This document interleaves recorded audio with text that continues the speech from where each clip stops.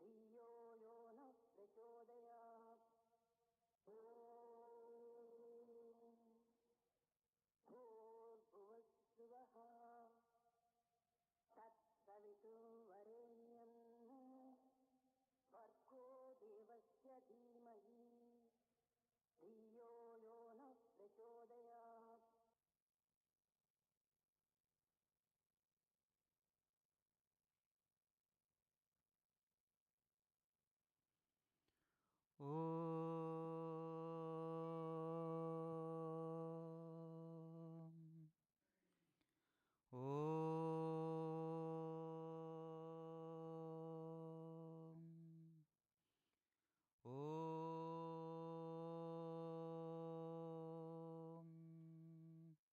श्री गुरुभ्यो नमः। हरिः ओम।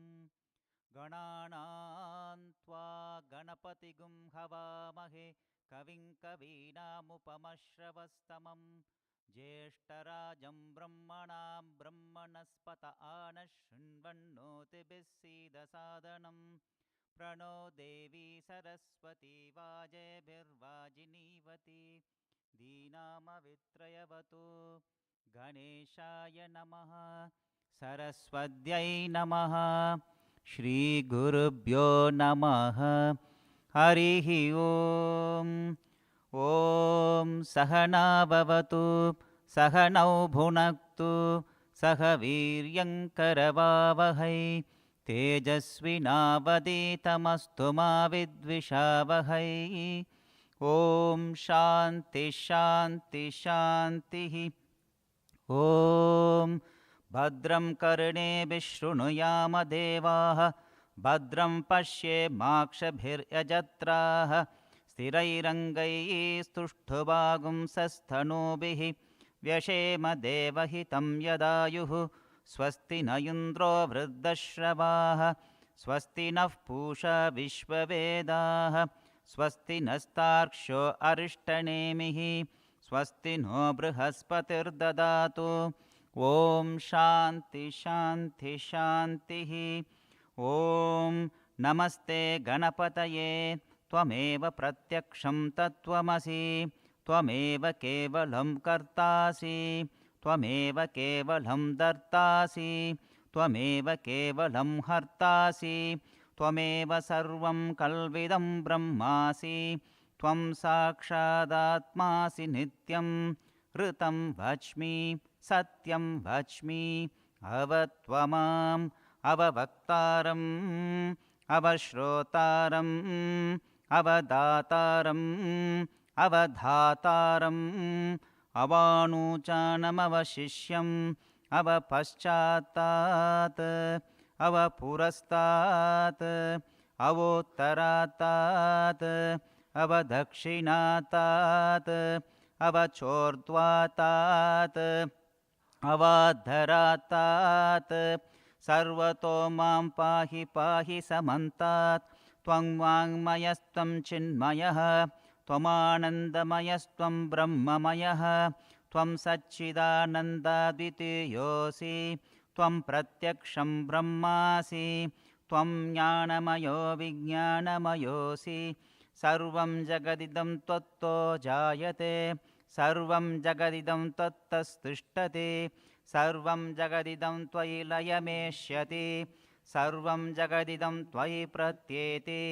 त्वं भूमिरापो अनलो अनिलो नभः त्वं चत्वारि वाक्पदानि त्वं गुणत्रयातीतः त्वम् अवस्थात्रयातीतः त्वं देहत्रयातीतः त्वं कालत्रयातीतः त्वं मूलाधारस्थितोऽसि नित्यं त्वं शक्तित्रयात्मकः त्वां योगिनो ध्यायन्ति नित्यं त्वं ब्रह्मा त्वं विष्णुस्त्वं रुद्रस्त्वम् इन्द्रस्त्वम् अग्निस्त्वं वायुस्त्वं सूर्यस्त्वं चन्द्रमास्त्वं ब्रह्म भूर्भुवस्वरो। गणादं पूर्वमुच्चार्य वर्णादीं तदनन्तरम् अनुस्वारः परतरः अर्धेन्दुलसितं तारेण ऋद्धम् एतत्तव मनुस्वरूपम् गकारः पूर्वरूपम् अकारो मध्यमरूपम् अनुस्वारश्चान्त्यरूपम् बिन्दुरुत्तररूपम् नादः सन्धानम् सगुंहिता सन्धिः सैषा गणेशविद्या गणकऋषिः ऋचिद्गायत्रीश्छन्दः गणपतिर्देवता ॐ गणपतये नमः। एकदन्ताय विद्महे वक्रतुण्डाय धीमहि तन्नो दन्तिः प्रचोदयात्। एकदन्तं चतुर्हस्तं पाशमङ्कुशधारिणं रदं च वरदं हस्तैर्बिभ्राणं मूषकध्वजं रक्तं लम्बोदरं शूर्पकर्णकं रक्तवाससं रक्तगन्धानुलिप्ताङ्गं रक्तपुष्पैः सुपूजितं भक्तानुकम्पिनं देवं जगत्कारणमच्युतम् आविर्भूतं च सृष्ट्याधौ प्रकृतेः पुरुषात् परम् एवं ध्यायति यो नित्यं स योगी योगिनां वरः। नमो व्रातपतये नमो गणपतये नमः प्रमथपतये नमस्ते अस्तु लम्बोदरायैकदन्ताय विघ्ननाशिने शिवसुताय वरदमूर्तये नमः। ॐ तच्चैयोरावृणीमहे गातुं यज्ञाय गातुं यज्ञपतये दैवी स्वस्तिरस्तु नः स्वस्तिर्मानुषेभ्यः ऊर्ध्वं जिगातु भेषजं शन्नो अस्तु द्विपदे शञ्चतुष्पदे ॐ शान्ति शान्ति शान्तिः। ॐ सहस्रशीर्षा पुरुषः सहस्राक्षः सहस्रपात् स भूमिं विश्वतो वृत्वा अत्यतिष्ठद्दशाङ्गुलं पुरुष एवेदगुं सर्वं यद्भूतं यच्च भव्यम् उतामृतत्वस्येषाणः यदन्नेनातिरोहति एतावानस्य महिमा अथो जायागुश्च पूरुषः पादोऽस्य विश्वाभूतानि त्रिपादस्यामृतं दिवि त्रिपादूर्ध्वबुधैः पुरुषः पादोऽस्येह भवात् पुनः ततो विश्वं व्यक्रामत् शासनानशने अभि तस्माद्विराडजायत विराजो अधिपुरुषः स जातो अत्यरिच्यत पश्चाद्भूमिमतो पुरः यत्पुरुषेण हविषा देवा यज्ञमतन्वत वसन्तो अस्यासीदाज्यं ग्रीष्म इद्मः शरद्धविः सप्तास्यासन् परिदयः त्रिसप्तसमिदकृताः देवा यज्ञं तन्वाणाः अबध्नन् पुरुषं पशुं तं यज्ञं बर्हिषि प्रोक्षन् पुरुषं जातमग्रतः तेन देवा अयजन्त साध्या ऋषयश्च ये तस्मात् यज्ञात् सर्वहुतः संहृतं पृषदाज्यं पशुगुस्तागुश्चक्रे वायव्यान् हारण्यान् ग्राम्याश्च ये तस्मात् यज्ञात् सर्वहुतः ऋचः सामानि जज्ञिरे छन्दागुंसि जज्ञिरे तस्मात् यजुस्तस्मादजायत तस्मादश्वा अजायन्त एके चोभयादतः गावो जज्ञिरे तस्मात् तस्माज्जाता अजावयः यत्पुरुषं यददुः कथिता व्यकल्पयन् मुखं किमस्य कौ बाहु का भूरोपादावुच्येते ब्राह्मणोऽस्य मुखमासीत् बाहुराजन्यः कृतः ऊरुतस्य यद्वैश्यः पद्भ्यागुं शूद्रो अजायत चन्द्रमा मनसो जातः चक्षो सूर्यो अजायत मुखादिन्द्रश्चाग्निश्च प्राणाद्वायुरजायत नाभ्या आसीदन्तरिक्षं शीर्ष्णोद्यौ समवर्तत पद्भ्यां भूमिर्दशश्रोत्रात् तथा लोकागम अकल्पयन् वेदाहमेतं पुरुषं महान्तम् आदित्यवर्णं तमसस्तु पारे सर्वाणि रूपाणि विचित्य धीरः नामानि कृत्वा विवदन यदास्ते धाता पुरस्ताद्यमुदा जहार शक्रप्रविद्वान् प्रदिशश्चतस्रः तमेवं विद्वान् अमृत इह भवति नान्यः पन्था अयनाय विद्यते यज्ञेन यज्ञमयजन्त देवाः तानि धर्माणि प्रतमान्यासन् तेह नाकं महिमानः सचन्ते यत्र पूर्वे साध्या सन्ति देवाः अद्य सम्भूतः पृथिव्यैरसा च विश्वकर्मणः समवर्तताधि तस्य त्वष्टा विदधद्रूपमेति तत्पुरुषस्य विश्वमाजानमग्रे वेदाहमेतं पुरुषं महान्तम् आदित्यवर्णं तमसः परस्तात् तमेवं विद्वानमृत इह भवति नान्यः पन्था विद्यते यनाय प्रजापतिश्चरति गर्भे अन्तः अजायमानो बहुधा विजायते तस्य धीरा परिजानन्ति योनिम् मरीचीनां पदमिच्छन्ति वेदसः यो देवेभ्यः आतपति यो देवानां पुरोहितः पूर्वो यो देवेभ्यो जातः नमो रुचाय ब्राह्मये रुचं ब्राह्मं जनयन्तः देवा अग्रे तदब्रुवन् यस्वैवं ब्राह्मणो विद्यात् तस्य देवा सन्वशे ह्रीश्च ते लक्ष्मीश्च पत्न्यौ अहोरात्रे पार्श्वे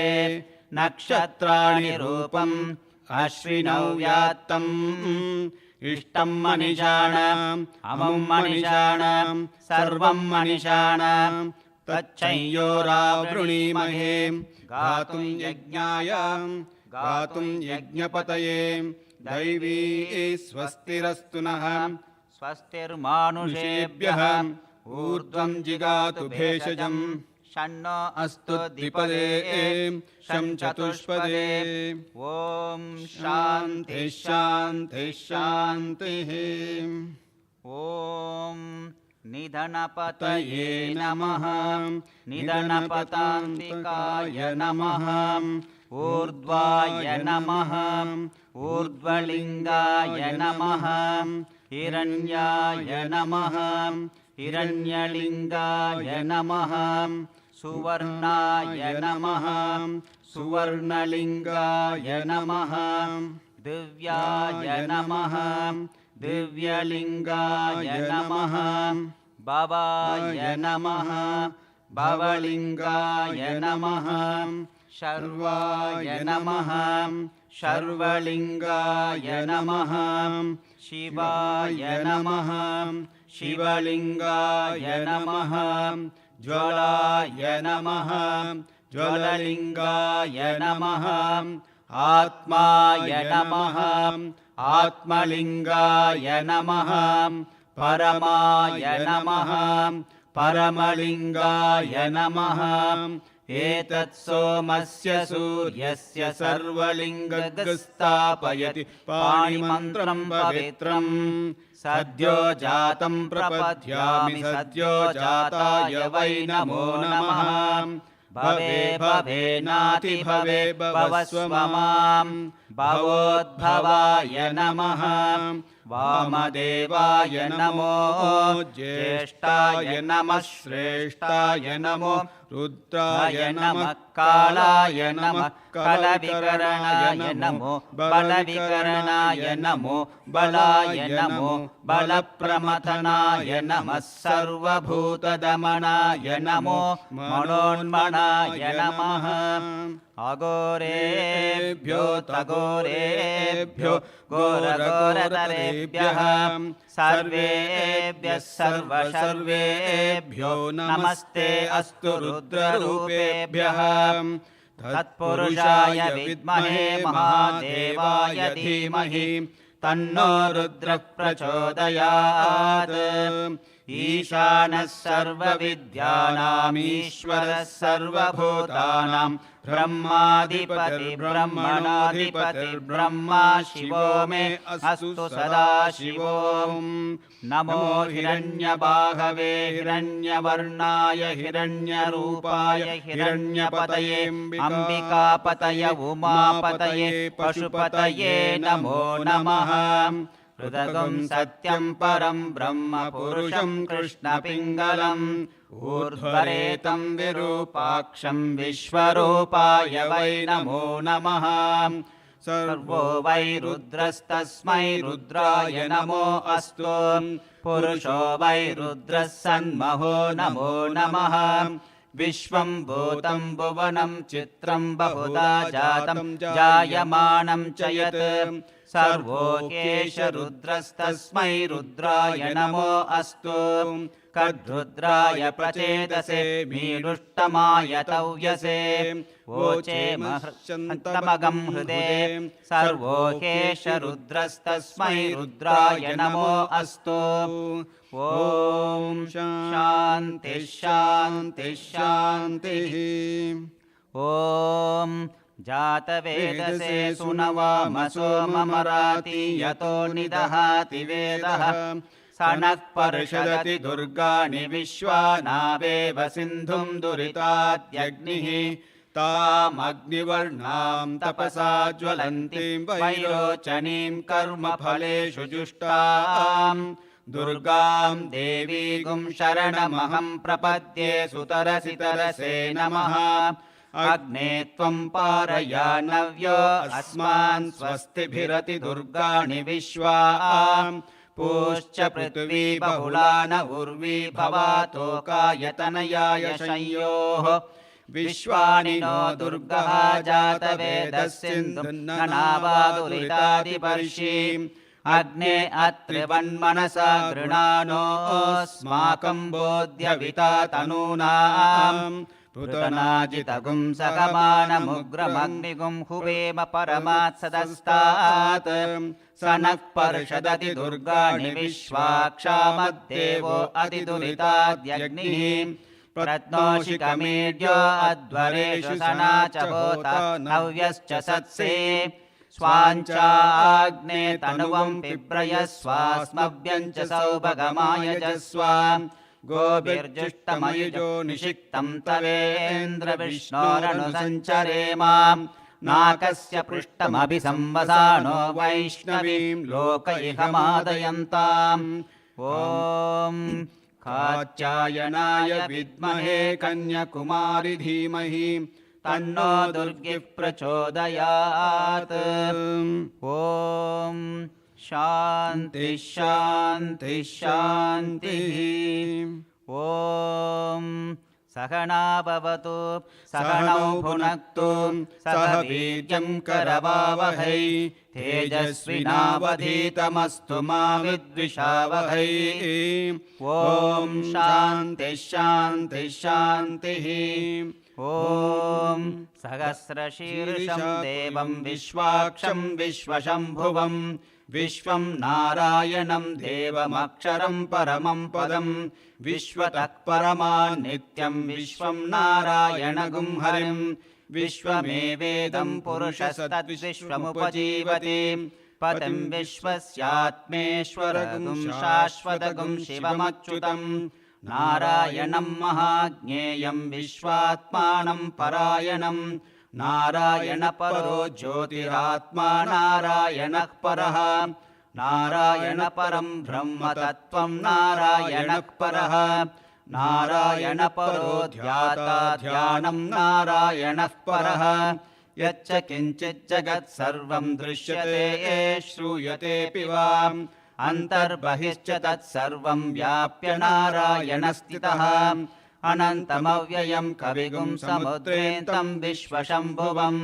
पद्मकोशप्रतीकाशकं हृदयं चाप्यधोमुखम् अधो निष्ट्यावितस्यान्ते नाभ्यामुपरि तिष्ठति ज्वालमालाकुलं भाति विश्वस्यायतनं महत् सन्ततगुं शिलाभिस्तुलं भत्याकोशसन्निभं तस्यान्ते सुशिरगुं सूक्ष्मं तस्मिन् सर्वं प्रतिष्ठितं तस्य मध्ये महानग्निर्विश्वार्चिर्विश्वतो मुखः सोऽग्रभुग्विभजन्तिष्ठन्नाहारमजरः कविः तिर्यगूर्ध्वमदश्चायैरश्मयस्य सन्तता सन्तापयति स्वं देहमापादतलमस्तकः तस्य मध्येऽवग्निशिखा अणियोर्ध्वाविवस्थितः नीलतो यदमध्यस्ताद्युद्युल्लेखे भवास्वरा नीवारशोकवत्तन्वी पीतावास्वत्यनुपमा तस्याः शिखाया मध्ये परमात्मा व्यवस्थितः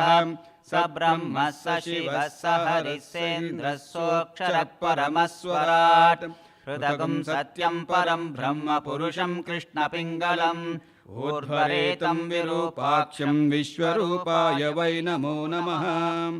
ॐ नारायणाय विद्महे वासुदेवाय धीमहि तन्नो विष्णुः प्रचोदयात्।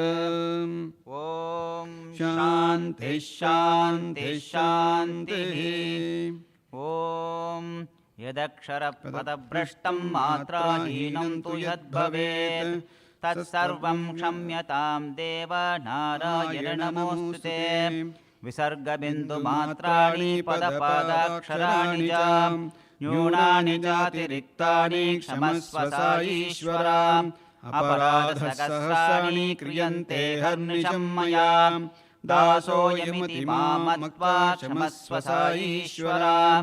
अन्यथा शरणं नास्ति त्वमेव शरणं मम तस्मात् कारुण्यभावेन रक्ष रक्ष साईश्वरा। हरिः ॐ तत्सत् श्री साईश्वरार्पणमस्तु। ॐ शान्तिः शान्तिः शान्तिः। स्वस्ति प्रजाभ्यः परिपालयन्तां न्यायेन मार्गेण महीमहीषाः गोब्राह्मणेभ्यः शुभमस्तु नित्यम्। समस्तलोकाः सुखिनो भवन्तु समस्तलोकाः सुखिनो भवन्तु समस्तलोकाः सुखिनो भवन्तु। ॐ शान्तिः शान्तिः शान्तिः। ॐ साईश्वराय विद्महे सत्यदेवाय धीमहि तन्नः सर्वः प्रचोदयात्। ॐ साईश्वराय विद्महे सत्यदेवाय धीमहि तन्नः सर्वः प्रचोदयात्।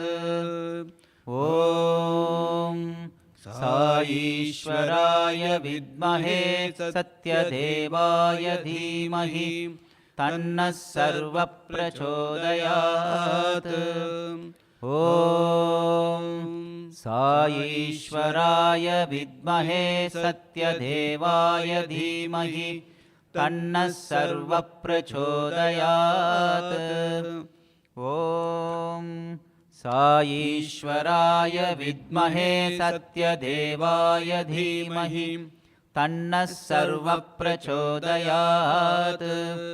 ॐ साईश्वराय विद्महे सत्यदेवाय धीमहि तन्नः सर्वः प्रचोदयात्। ॐ साईश्वराय विद्महे सत्यदेवाय धीमहि तन्नः सर्वः प्रचोदयात्। ॐ साईश्वराय विद्महे सत्यदेवाय धीमहि तन्नः सर्वः प्रचोदयात्। ॐ शान्तिः शान्तिः शान्तिः।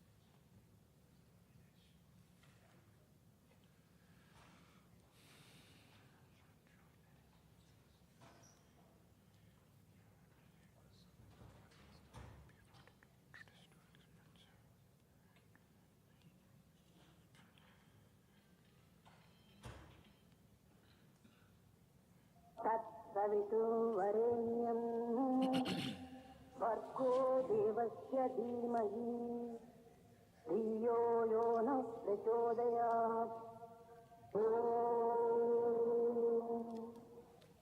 भूर्भुवस्सुवः तत्सवितुर्वरेण्यं भर्गो देवस्य धीमहि धियो यो नः प्रचोदयात्। भूर्भुवस्सुवः तत्सवितुर्वरेण्यं भर्गो देवस्य धीमहि धियो यो नः प्रचोदयात्। भूर्भुवस्सुवः तत्सवितुर्वरेण्यं भर्गो देवस्य धीमहि धियो यो नः प्रचोदयात्। भूर्भुवस्सुवः तत्सवितुर्वरेण्यं भर्गो देवस्य धीमहि धियो यो नः प्रचोदयात्।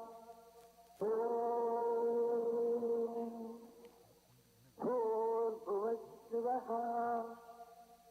तत्सवितुर्वरेण्यं भर्गो देवस्य धीमहि धियो यो नः प्रचोदयात्। भूर्भुवस्सुवः तत्सवितुर्वरेण्यं भर्गो देवस्य धीमहि धियो यो नः प्रचोदयात्।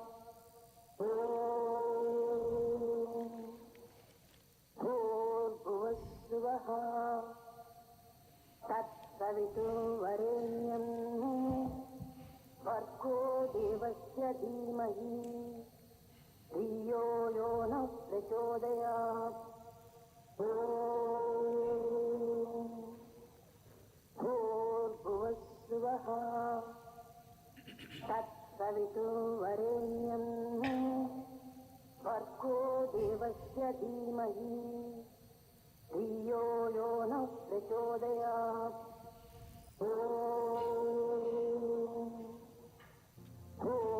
भूर्भुवस्सुवः तत्सवितुर्वरेण्यं भर्गो देवस्य धीमहि धियो यो नः प्रचोदयात्। भूर्भुवस्सुवः तत्सवितुर्वरेण्यं भर्गो देवस्य धीमहि धियो यो नः प्रचोदयात्।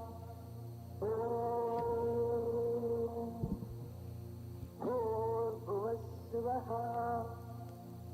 तत्सवितुर्वरेण्यं भर्गो देवस्य धीमहि धियो यो नः प्रचोदयात्।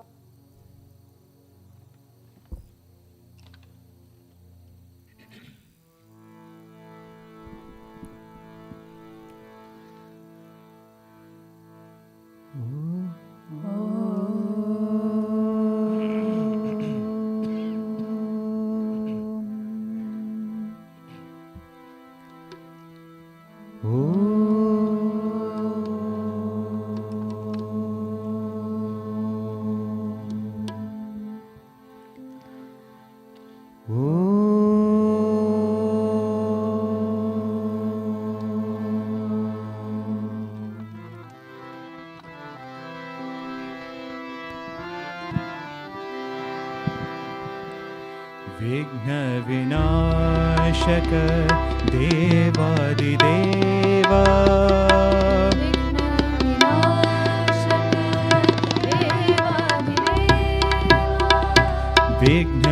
विघ्नविनाशक देवादिदेवा विघ्नविनाशक देवादिदेवा आदि सनातन देवा आदि सनातन देवा आदि सनातन देवा आदि सनातन देवा प्रथम पूज्य गणनाथा प्रथम पूज्य गणनाथा प्रथम पूज्य गणनाथा प्रथम पूज्य गणनाथा भव भय भंजन नित्य निरंजन भव भय भंजन नित्य निरंजन भव भय भंजन नित्य निरंजन भव भय भंजन नित्य निरंजन सिद्धि विनायक देवा सिद्धि विनायक देवा सिद्धि विनायक देवा सिद्धि विनायक देवा मंगलदायक शंभो मनोहर मंगलदायक शंभो मनोहर मंगलदायक शंभो मनोहर मंगलदायक शंभो मनोहर प्रथम पूज्य गणनाथा प्रथम पूज्य गणनाथा प्रथम पूज्य गणनाथा प्रथम पूज्य गणनाथा विघ्न विनाशक देवादिदेवा विघ्न विनाशक देवादिदेवा आदि सनातन देवा आदि सनातन देवा प्रथम पूज्य गणनाथा प्रथम पूज्य गणनाथा भव भय भंजन नित्य निरंजन भव भय भंजन नित्य निरंजन सिद्धि विनायक देवा सिद्धि विनायक देवा मंगलदायक शंभो मनोहर मंगलदायक शंभो मनोहर प्रथम पूज्य गणनाथा प्रथम पूज्य गणनाथा प्रथम पूज्य गणनाथा प्रथम पूज्य गणनाथा विघ्न विनाशक देवादिदेवा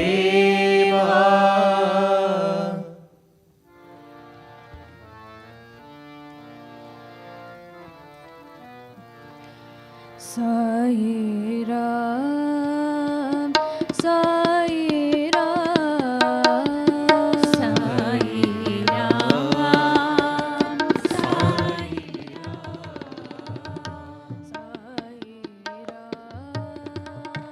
Sai Ram, Sai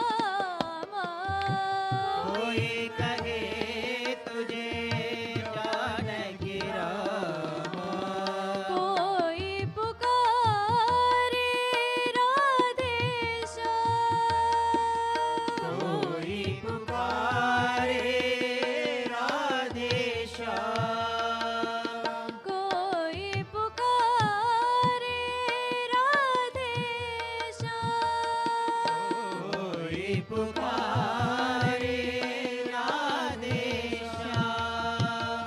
हमरे लिए तुम साईं भगवान, हमरे लिए तुम साईं भगवान, हमरे लिए तुम साईं भगवान, हमरे लिए तुम साईं भगवान।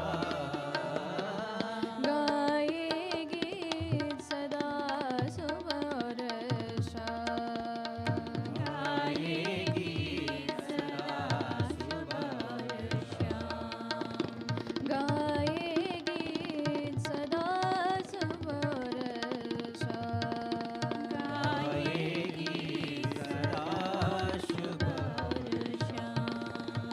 साई राम साई राम साई राम साई राम, गाए गीत सदा सुबह और शाम, गाए गीत सदा शुभ और हर एक पल में हर एक क्षण में हर एक पल में हर एक क्षण में भजे हम सदा तेरो नाम,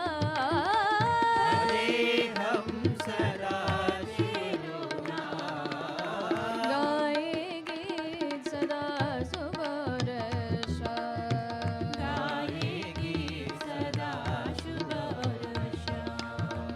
कोई कहे तुझे जानकी रामा, कोई कहे तुझे जानकी रामा, कोई पुकारे राधेश्याम, कोई पुकारे राधेश्याम। हमरे लिए तुम साईं भगवान, हमरे लिए तुम साईं भगवान। गाए गीत सदा सुबह और शाम, गाए गीत सदा शुभ और गाए गीत सदा सुबह और शाम, गाए गीत सदा शुभ और Sai Ram Sai Ram.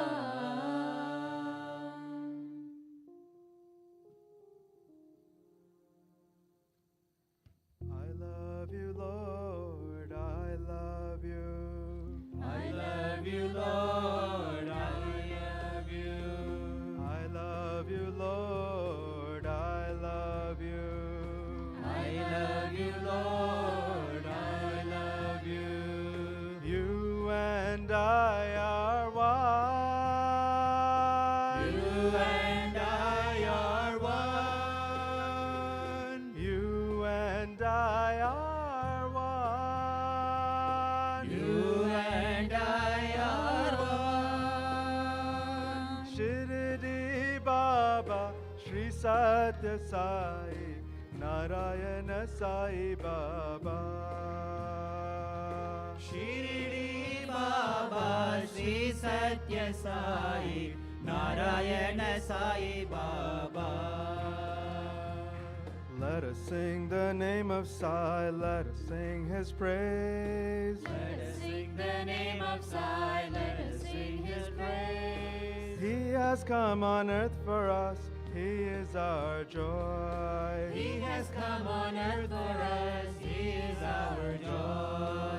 Let's rejoice and follow him, listen to his words. Let's rejoice and follow him, listen to his words. Do not ever cry for me, I am in your heart. Do not ever cry for me, I am in your heart. Do not ever cry for me, I am in your heart. Do not ever cry for me, I am in your heart. I love you, Lord, I love you. I love you, Lord, I love you. You and I are one. You and I are Sathya Sai Narayana Sai Baba. Shirdi Baba, Shri Sathya Sai Narayana Sai Baba.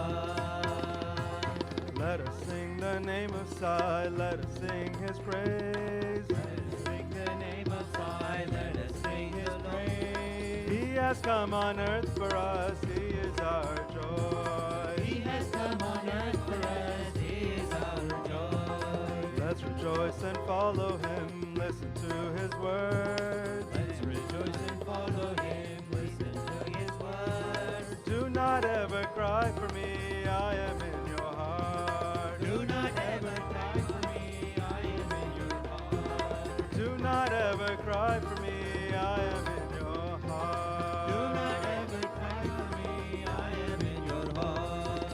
I love you, Lord, I love.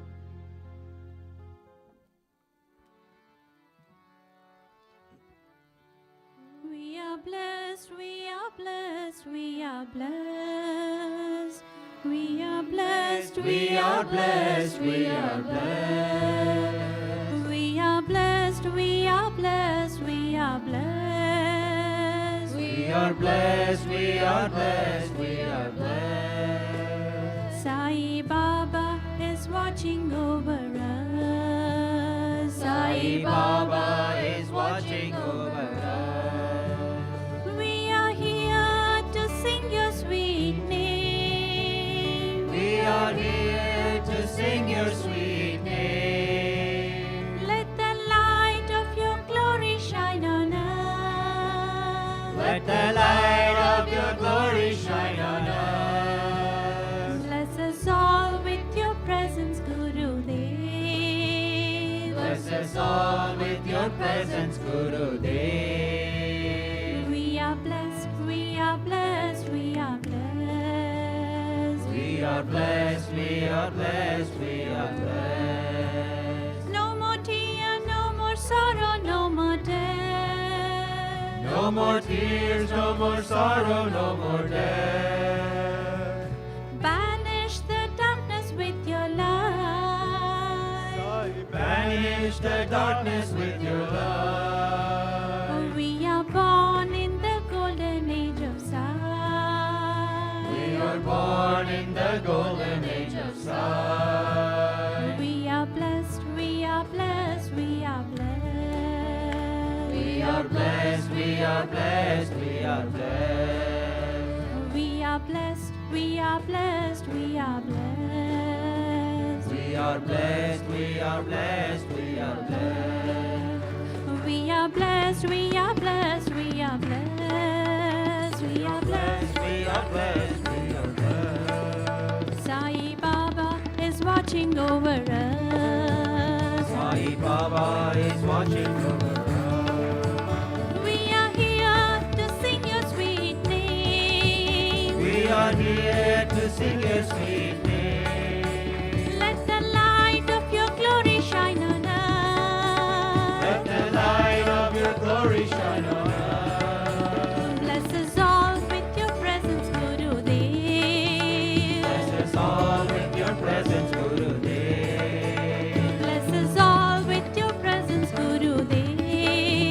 Bless us all with your presence, Gurudev. We are blessed, we are blessed, we are blessed. We are blessed, we are blessed, we are blessed. No more tear, no more sorrow, no more death. No more tears, no more sorrow, no more death. Banish the darkness with your love. Banish the darkness with your love. We are born in the golden age of Sai. We are born in the golden age of Sai. We are blessed, we are blessed, we are blessed. We are blessed, we are blessed, we are blessed. We are blessed, we are blessed, we are blessed. We are blessed, we are blessed, we are blessed.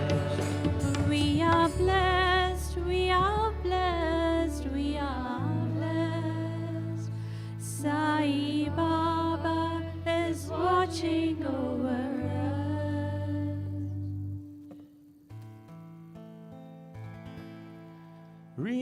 Remind me, my Lord, remind me, my Lord, remind me, my Lord, who I am. Remind me, my Lord, remind me, my Lord, remind me, my Lord, who I am. Remind me, my Lord, remind me, my Lord, remind me, my Lord, who I am. Remind me, my Lord, remind me, my Lord, remind me, my Lord, who I am. I am all, eternal all. I am all, eternal all. Through this life of distraction and of illusion, remind me, my Lord, who I am.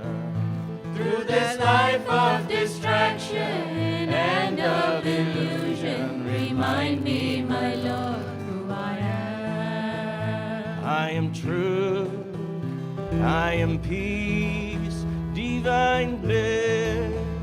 I am truth, I am peace, divine bliss. Ananda Swarupa, Hey Prema Swarupa, remind me, my Lord, who I am. Ananda Swarupa, Hey Prema Swarupa, remind me, my Lord, who I am. I am love, pure love. I am love, pure love. I am love, pure love. I am love, pure love. Remind me, my Lord, remind me, my Lord, remind me, my Lord, who I am. Remind me, my Lord, remind me, my Lord, remind me, my Lord, who I am. I am all, eternal all. I am all, eternal all. Through this life of distraction and of illusion, remind me, my Lord, who I am.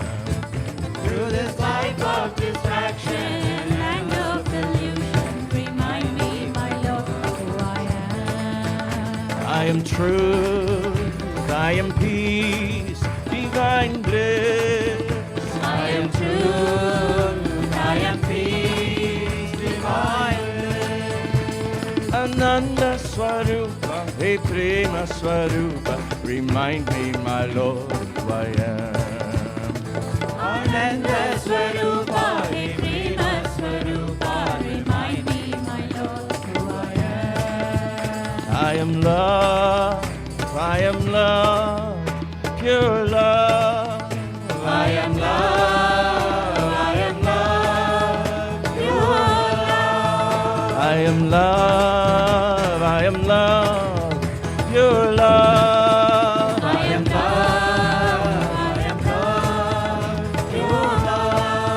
I am love, pure love. I am love,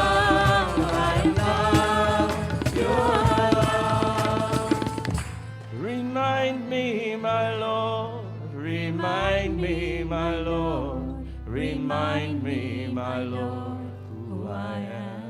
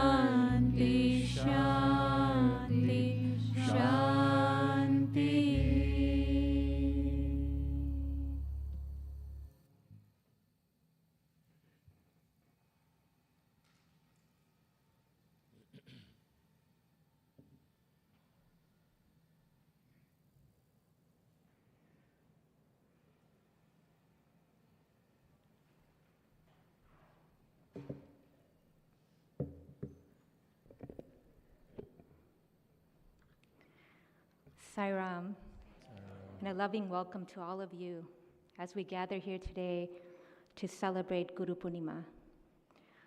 Just a quick reminder, please place your phones on silent. Guru Poornima is a day we dedicate to our Guru, and how lucky we are that we can call the Lord of the universe our Guru. In the olden days, there was a sage, and he visited different villages. And so he went to a village, and he taught them many things, but one of the things he taught them was how to use fire. And so once he was satisfied that they learned how to make fire, he went on to the next village, and he did the same. He taught them a lot of things, and he taught them how to use fire. And then the Guru went off. Many, many years later, the Guru decided to go back to those villages and decided to check on them and see what was going on. So he checked on the first village, and there he noticed that it was still quite dark. The fire that he taught wasn't there. And there was a nice mud statue, and the mud statue was for him. And they didn't recognize him. He was old at that time. And so they were worshiping this mud statue, and they said, oh, this is of a guru that had come and who taught us things, and he knew how to make fire. But they did not know how to do fire. So the Guru was a little bit disappointed. So then he went to the second village that he taught them how to do fire, and there was fire. They had learned how to use fire and make metal, and they made a metal statue of him in tribute to him, that he was the one that taught them fire. So it's important that we take the knowledge that Swami has given us and put it into practice. And Swami has given us so much. He's written Vahinis, so many discourses. Everything is available to our fingertips. But we need to listen, digest, and put into practice. So let's begin today's program with Swami's Divine Discourse. Sai Ram.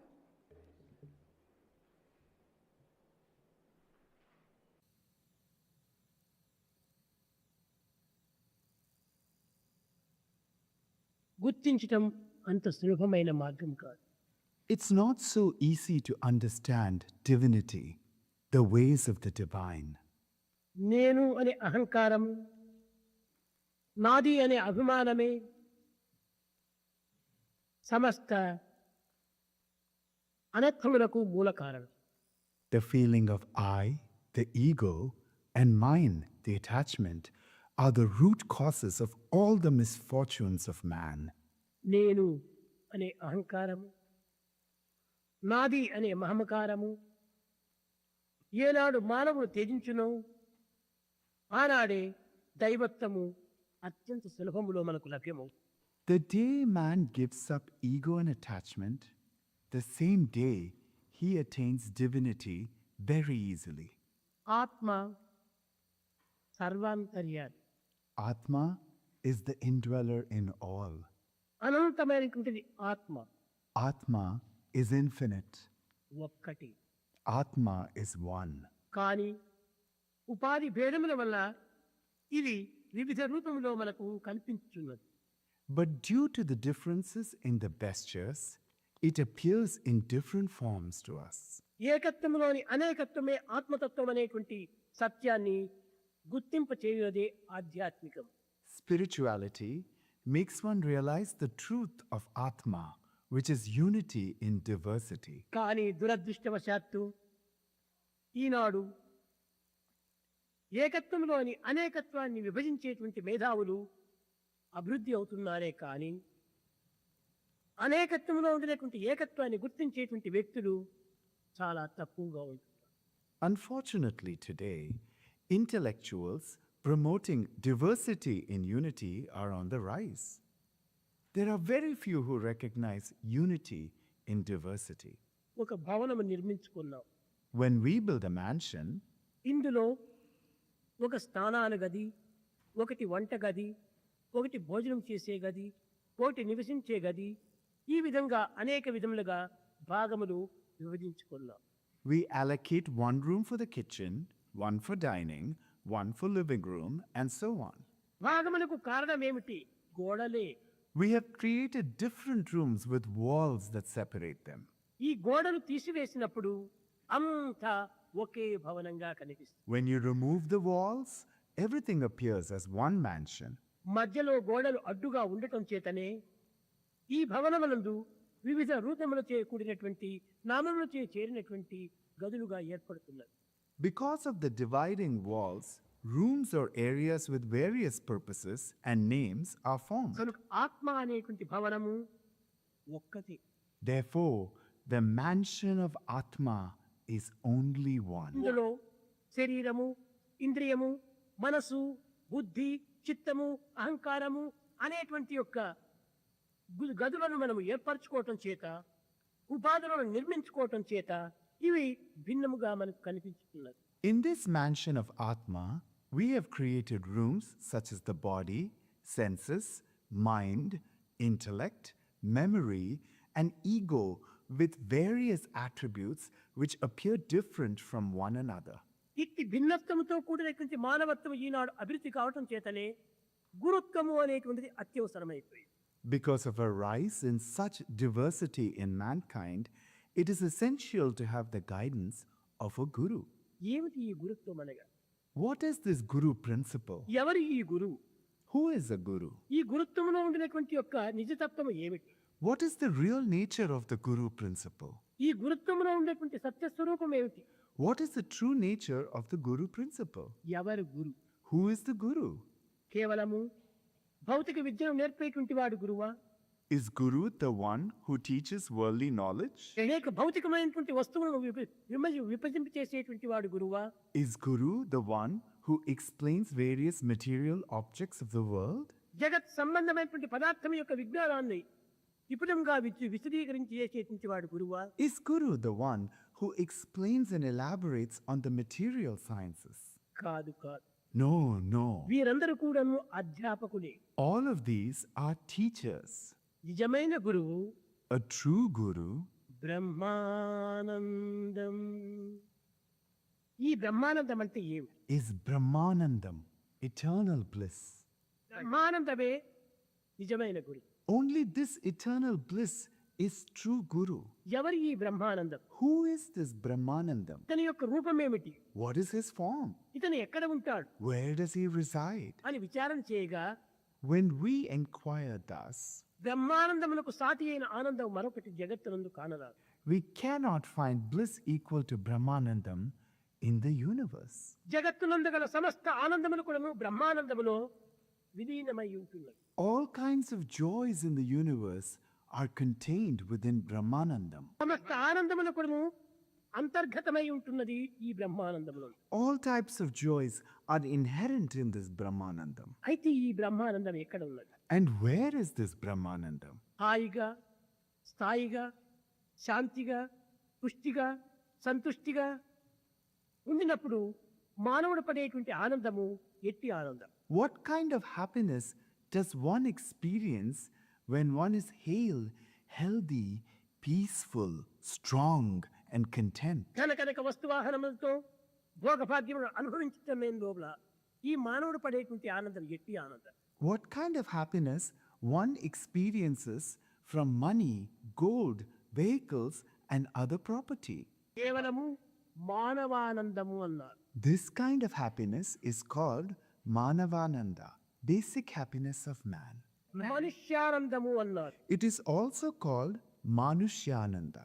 ఈ మనుష్యానందమున కంటే 100 రెట్లు అధికమైనటువంటిది ఇంద్రానందము అన్నారు.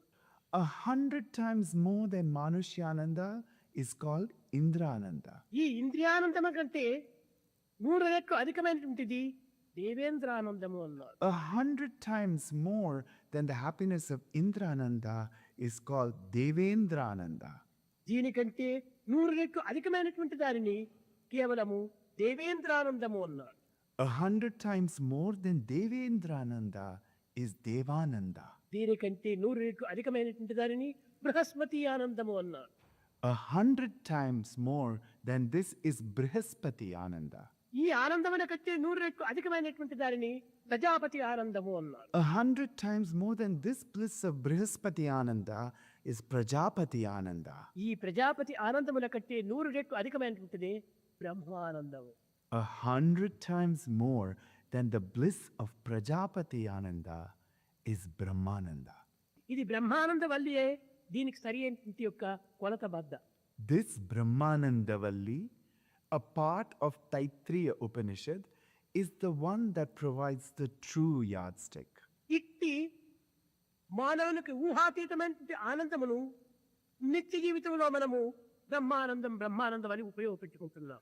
Brahmananda, which is beyond the comprehension of man, in common parlance, we very loosely refer to as bliss. నా కుమార్తె వివాహం బ్రహ్మానందంగా జరిగింది అంటారు. We say, my daughter's wedding was performed in a grand manner. That gives Brahmananda. నా కుమారుడు పరీక్ష లోపల బ్రహ్మానందంగా result తెచ్చుకున్నాడు. We say, my son secured excellent marks. That gives Brahmananda. నా కుమారుడు విదేశం లోపల బ్రహ్మానందంగా ఉంటున్నాడు. My son abroad is living in Brahmananda. ఈ బ్రహ్మానందం అంటే అంత సులభమైనటువంటిదా, అంత చిన్నదైనటువంటిదా, లోక సంబంధమైనటువంటిదా, లేక భోగభాగ్యములతో కూడినటువంటిదా, లేక భౌతికమైనటువంటిదా? కాదు కాదు. Is this Brahmananda that easy, petty, cheap, worldly, and related to material wealth or prosperity? No, no. నైతిక, భౌతిక, ధార్మిక, ఆధ్యాత్మిక, లౌకికములకు అతీతమైనటువంటిదే ఈ Brahmanandam. True Brahmananda is beyond physical, material, ethical, spiritual, and mundane. అట్టి ఆనందమును అనుభవించేటువంటి వాడే నిజమైన గురువు. True Guru is the one who experiences such bliss. అతను ఎవరు? Who is he? ఒక్క భగవంతుడు తప్ప మరొకరికి ఈ ఆనందమును అనుభవించేటువంటి అధికారం లేదు.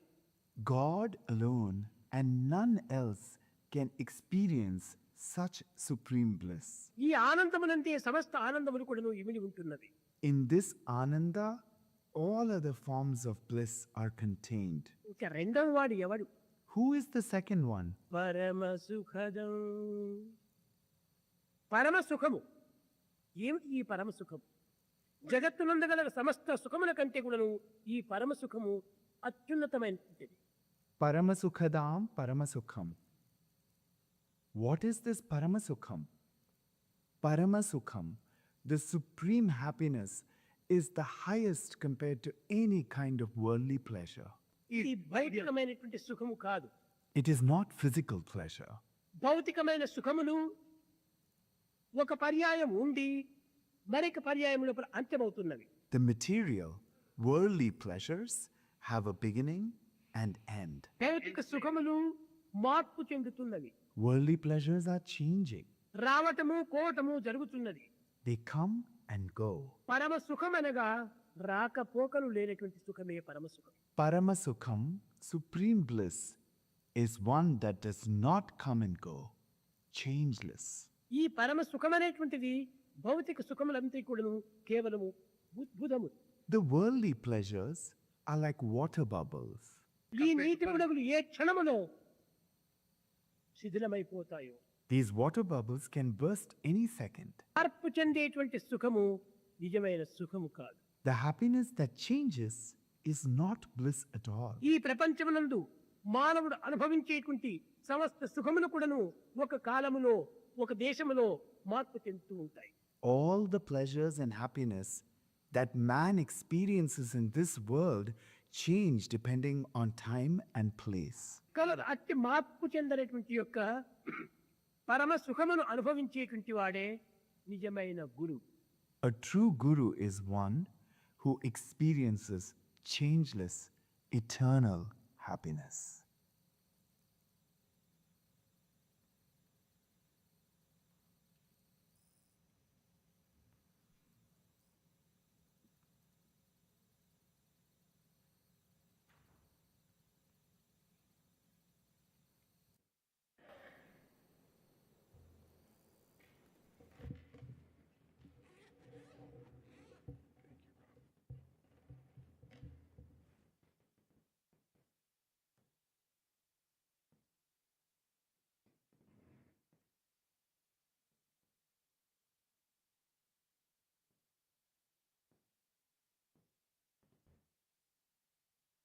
Sai Ram. I hope everybody's doing really well today. Beautiful bhajans, beautiful Vedam, and an unbelievable beautiful altar. So I welcome you all to the Guru Poornima celebrations. I thought I would go over really quickly a couple things. First of all, I would like to offer my humble salutations to the Divine Lotus Feet of Bhagavan Sri Sathya Sai Baba. Thank you, Swami. Well, you know, I think Guru Poornima is a day that we can come together. We come together not only to remember Swami, his teachings, our time with him. It's a time to renew our commitment to him and his teachings in our own lives, and to redouble those efforts. And no better way to do that than to spend time together, thinking about him, picturing him. I remember a story. I think Narada came upon an area where there was a river, and there were supposed to be insects and lots of noise in the forest in this river, and there was no sound.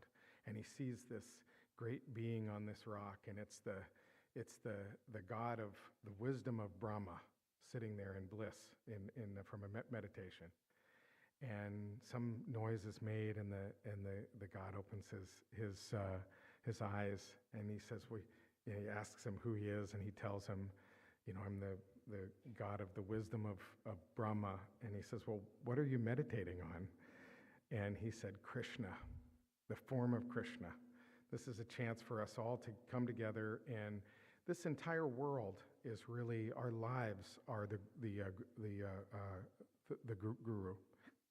Everything that's happening every second, whether it's a person we're coming in contact with, the circumstances that happen in our lives. The true guru is every moment, and Swami is with us. He's the energy in every atom. He is the dreamer. And this whole universe is a factory of love. I separated myself from myself so that I could love myself. It's a chance for us all to have the Brahma Ananda, as Swami said.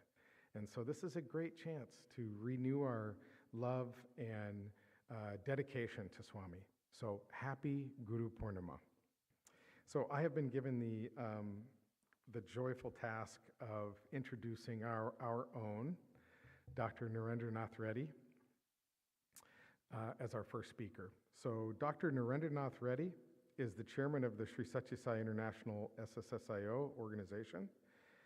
Dr. Reddy graduated in medicine with honors from SV Medical College in Tirupati, India. He specialized in internal medicine at the New Jersey College of Medicine and Dentistry in the United States, and later he did his subspecialization in endocrinology and metabolism at the Mount Sinai School of Medicine in New York. Dr. Reddy was a consultant and practicing internist endocrinologist in Southern California for more than 40 years. 4 generations of Dr. Reddy's family have been followers of Bhagavan Sri Sathya Sai Baba, with Dr. Reddy himself having come to Bhagavan Baba at the age of 5. Dr. Reddy and his family have been hosting a Sri Sathya Sai center in their home for 40 years. I'd like you all to welcome our own Dr. Narendranath Reddy.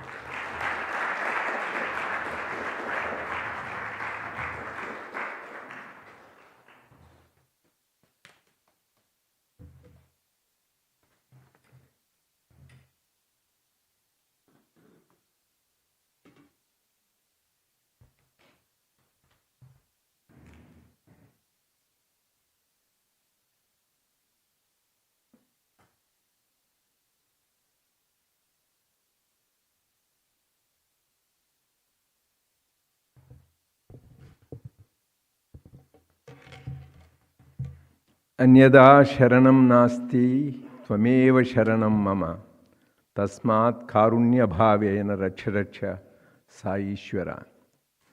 Lord, you are our only refuge, the compassionate Lord Sai, so please protect us. We surrender to you completely. With love and humility, I offer myself at the divine lotus feet of our Lord, Jagat Guru, the universal teacher, the Sadguru, the true teacher, and Divya Guru, the divine teacher. And he is the teacher of teachers. So, as they were telling, we are the beautiful, that bhajan, I love that. We are blessed, we are blessed, we are blessed. We should always be grateful and remember we are blessed. Dear brothers and sisters, loving Sai Ram to all of you. We wish all of you a very happy, holy and blessed Guru Poornima filled with love, peace and bliss.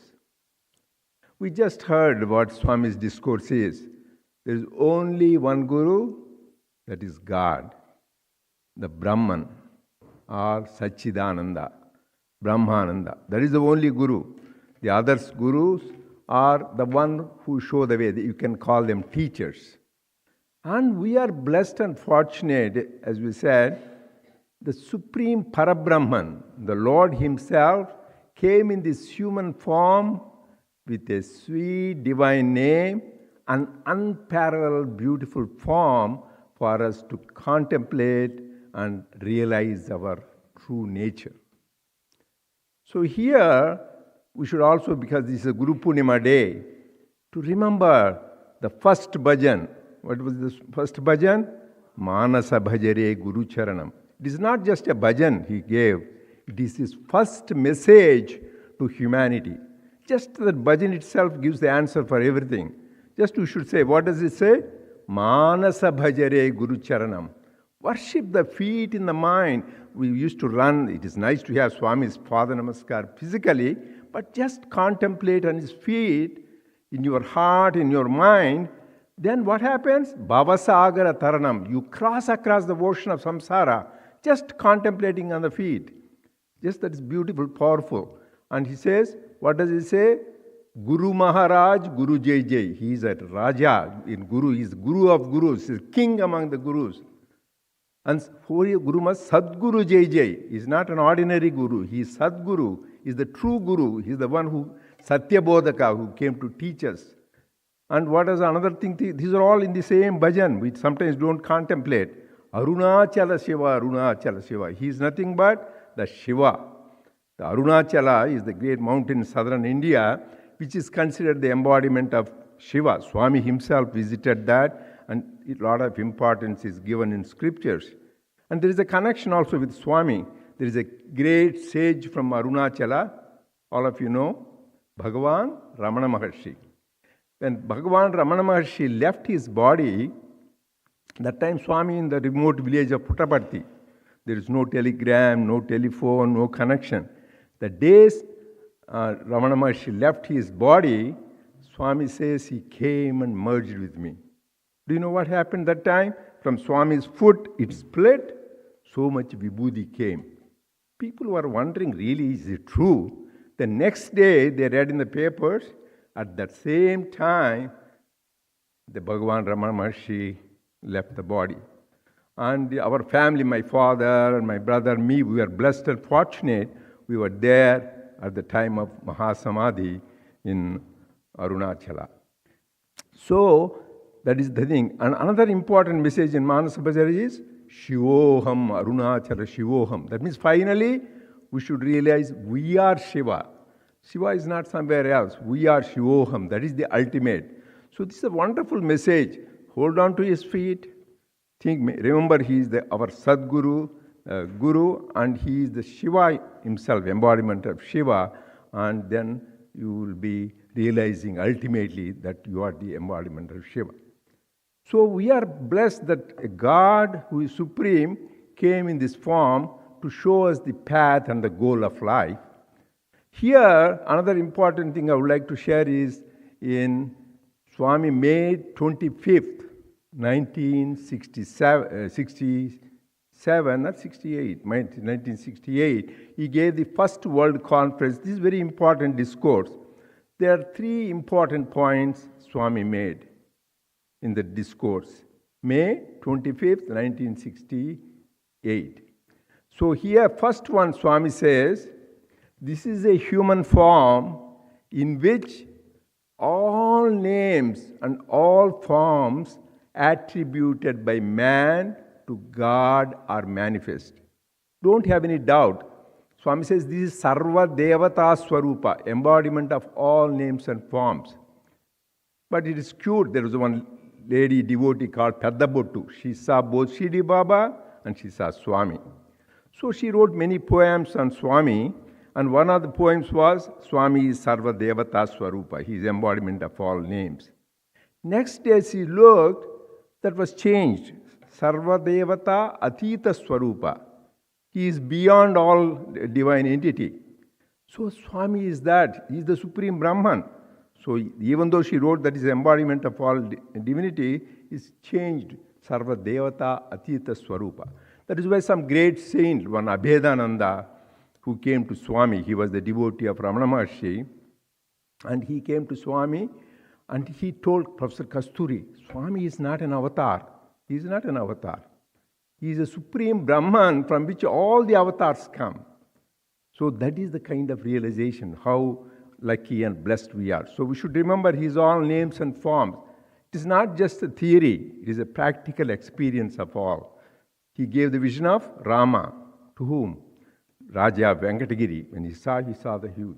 His own mother, Ishwarama, before she passed away, Swami gave her the vision of Rama. So on Dhupar Tirmalachar, who wrote the Suprabhatam, when he went along with Swami to Ayodhya, Swami gave him the vision of Rama and he was blissed out for a few days. He was in transport. And when he gave the vision of Krishna, whom do you know he gave the vision of Krishna? To Dr. Hislop he gave. And there is another great saint who wrote the Gita. So he was with Swami in the interview. Swami gave him the vision of Krishna. Even my own father, so he was that time living in Prashanti. I think I shared it before, but repeating it, it's nice. So, and he was listening to Swami's discourse. He was around 60 at that time. And he saw Swami, and he says, Swami was in blue. And the rest of the people, he thought he maybe have problem with the eyes. And he looked, rest of the people, they all looked normal. Again he looked, Swami looked blue. Again he looks, it is normal. So he thought, what is happening to me? Because at that age, you get cataract, problem in the eyes. So then finally his vision was normal. Next day when he was sitting in the veranda, Swami asked him, Adivinity, are your eyes okay? So just to show that I gave you the vision of Lord Krishna. So he is all forms and names. Even in our own family, Haima, my wife, before she came to Swami, our chosen deity was Lord Venkateshwara. So, but that time, once I was so much with Swami, once I go to Swami, I won't go any other place. Straight go to Puttaparthi, go back. No Venkateshwara, nothing. But Haima, she feels bad whenever she could not go to India, but doesn't go to the Venkateshwara temple. Because even in medical school, whenever after finishing exam or before, they used to walk all the way up hills and have the darshan of Lord Venkateshwara, because that is her chosen deity and answered all her prayers. So one time, so we were not going, but one time she had that longing. So once we went to Madras, we missed our flight, so we had to go next day, so we had one more extra day. Then she says, okay, why don't we have an extra day, let us go to the temple. So we went there, and then when we go to in the sanctum sanctorum inside, what does she say? Instead of seeing Lord Venkateshwara's image, she sees Swami blessing. So Swami and Lord Venkateshwara are same. After that, no more dilemma, no more confusion. She has conviction. Now I am with the Kali Yuga Venkateshwara, Lord Sai. And another thing, my mother and father, that is how my name is Narendranath, after name of pre-monastic name of Swami Vivekananda. So they were devotees of Sri Ramakrishna, and my mother even took a mantra initiation from one of the great saints of Ramakrishna order. And then they came to Swami. So they had dilemma, am I doing right thing, changing the Guru, because Sri Ramakrishna was their Guru and God. Now I am with Swami. So she was the dilemma. Then she had a clear vision of Swami in the night. So, and Sri Ramakrishna was going in the bullock cart. And my father and my mother were following the bullock cart. Suddenly, after a while, that Sri Ramakrishna turned into Swami. Then no more dilemma, no more doubt. Why I am telling all this is, he is all names and all forms. We should have that conviction. So that is the important message. He is not only embodiment of all divine names and forms, but beyond. Second important message Swami gave in this discourse is, whoever it is, whatever is the method of inquiry, even if the whole world unites together and does austerities, tapas, for thousands of years, you can never understand me. Swami said, you just experience my love and be happy. Don't try to analyze why Swami did this, why Swami did that. He is our Guru and God. You should have that absolute faith. He is that. That is the very important message Swami said. And third important thing Swami said, if you want to reach the summum bonum of life, the goal of life, so the best thing you should do is what? Implicitly, completely, immediately follow my teachings.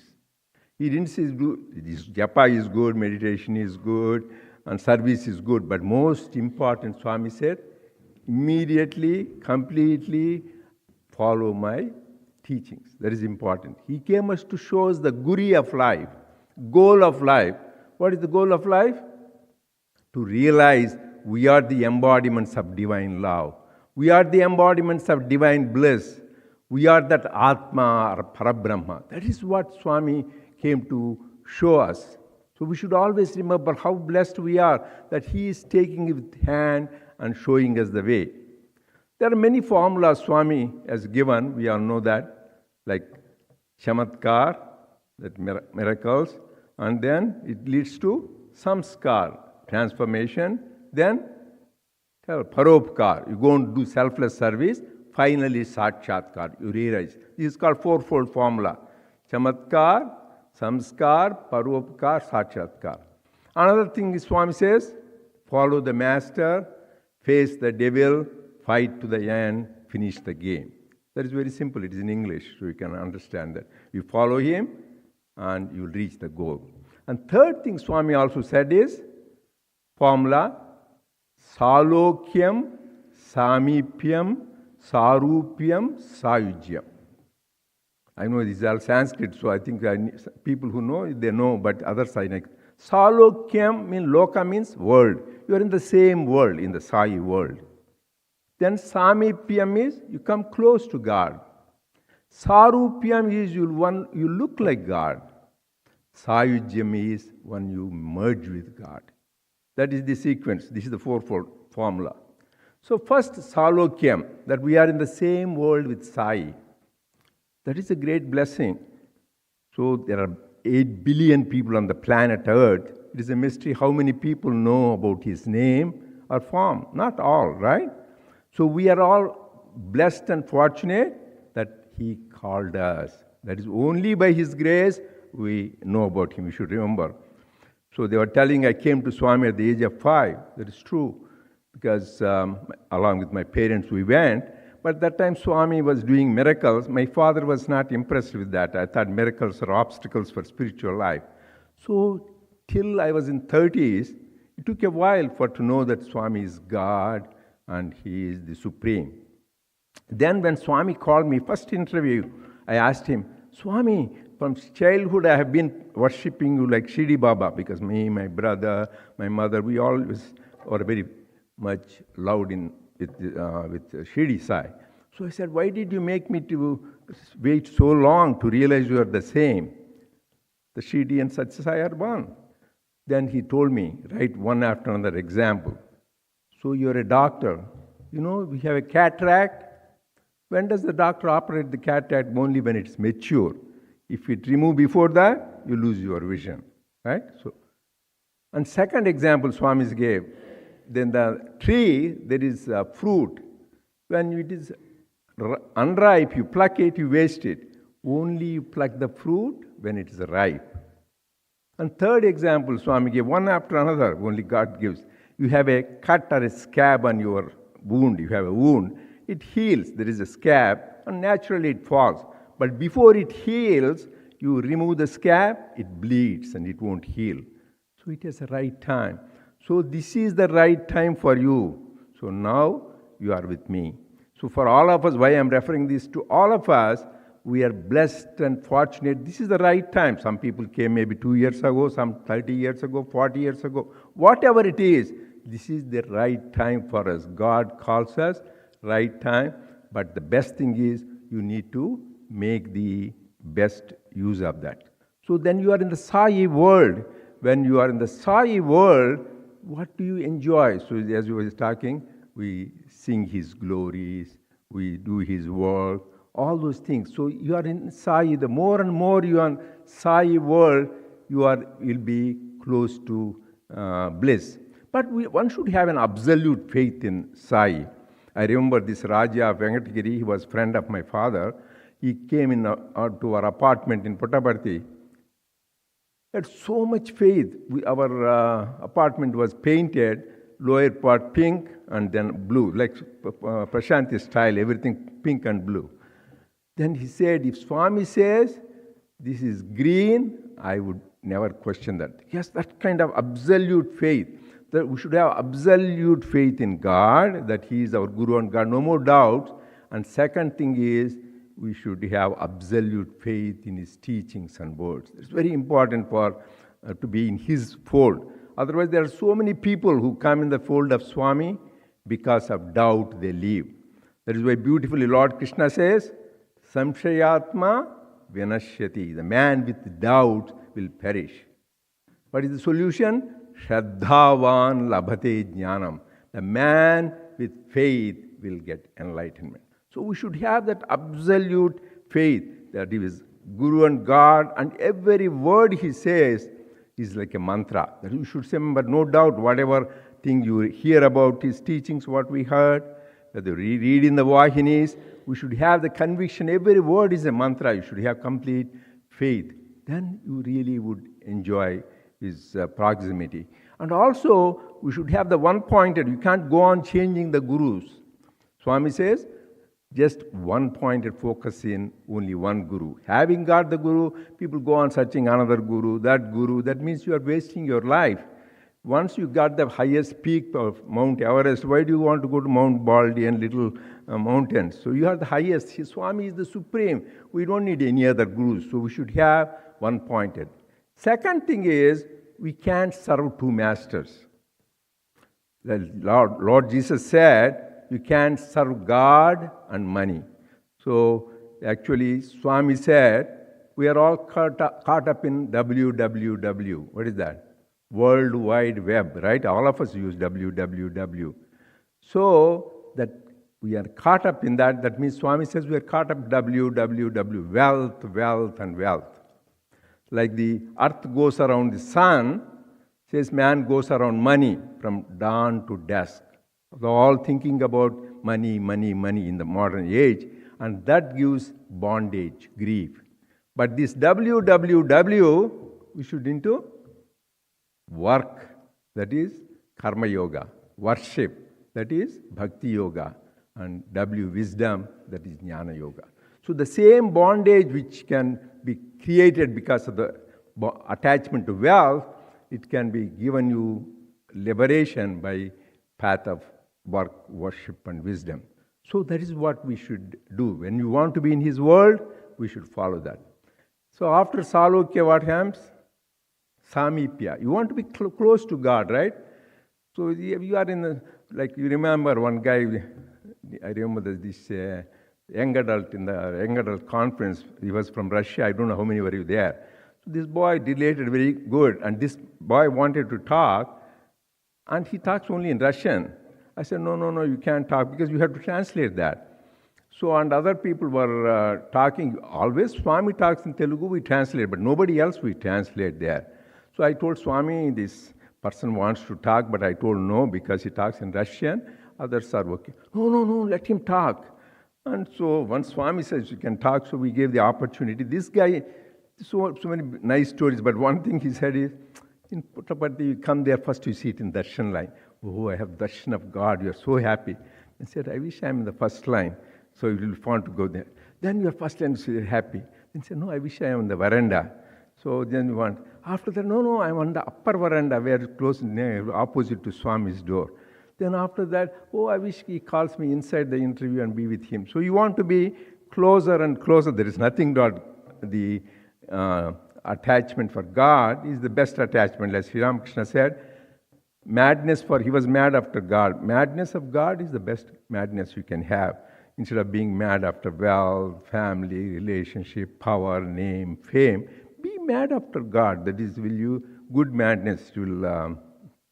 So if you want to become close to God, then Swami says, you need to get rid of our negative qualities.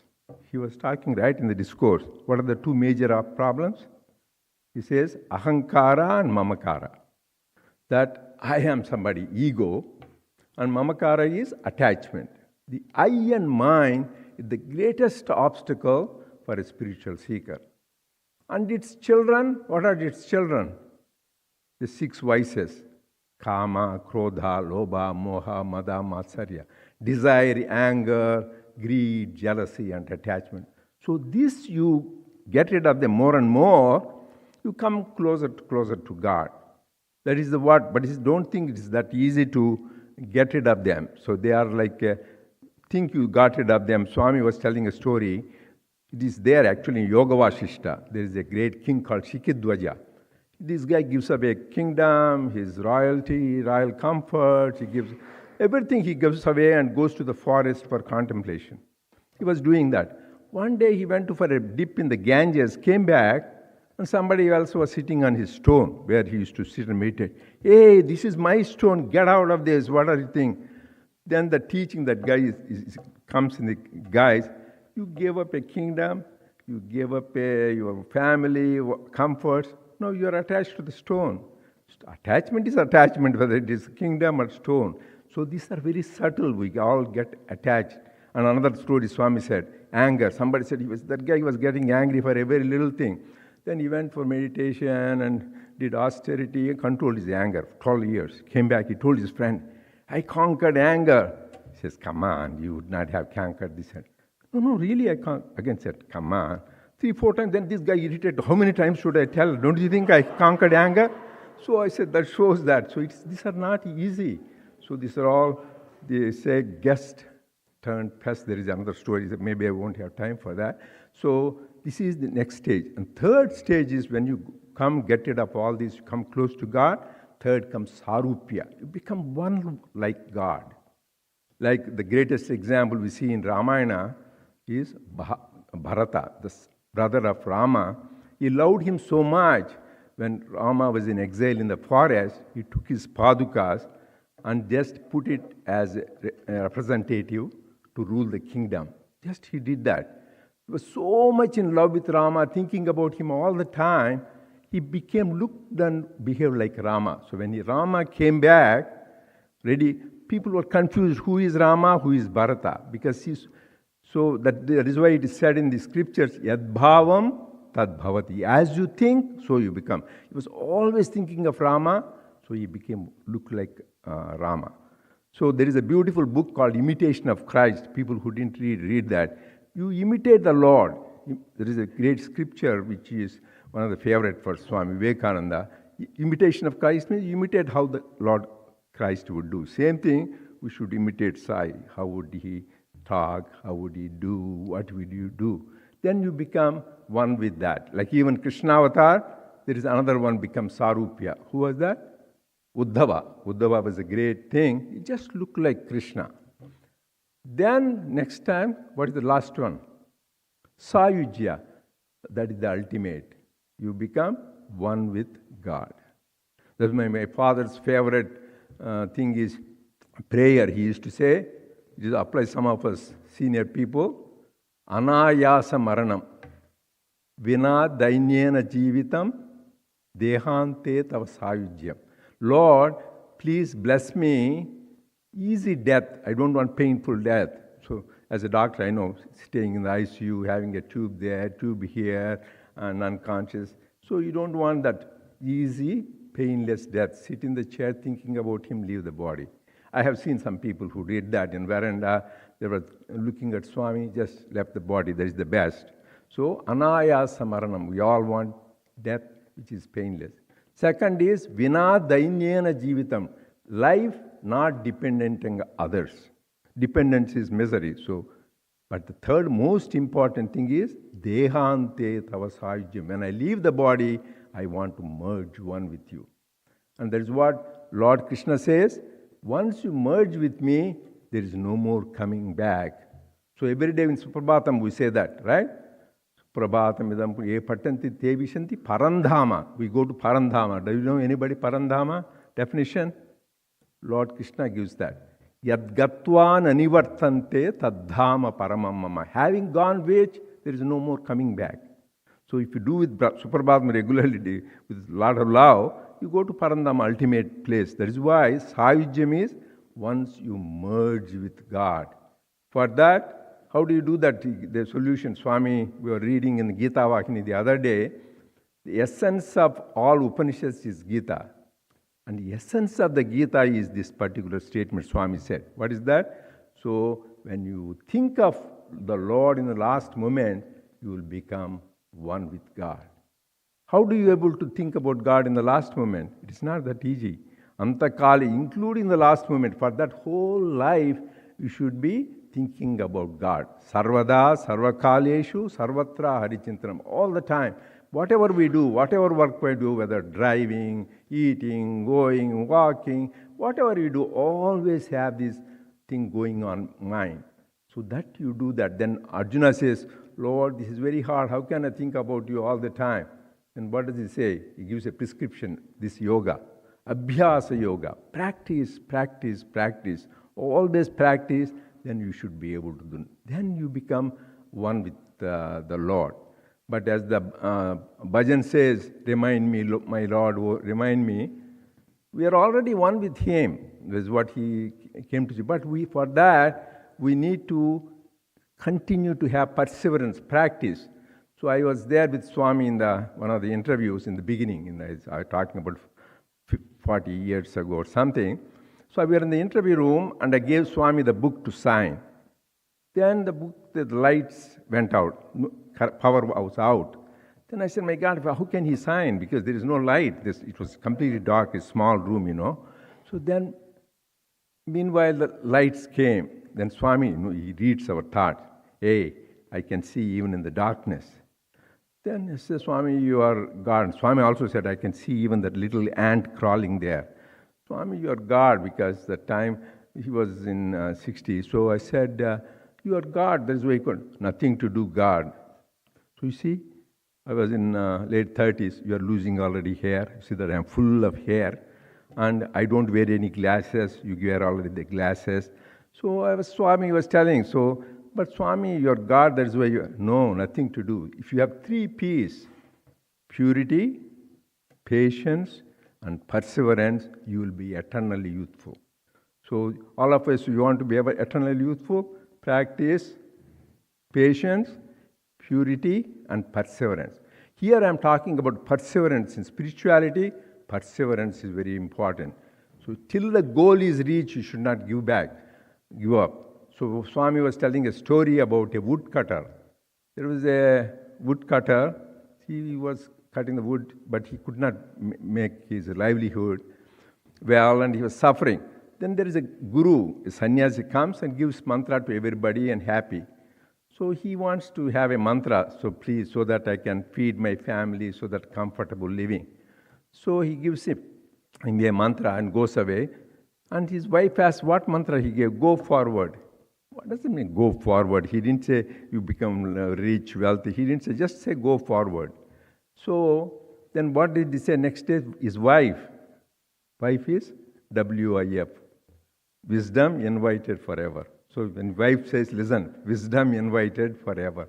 So his wife said, that means instead of going to the same place, go another 100 yards. He went, and then what did he find?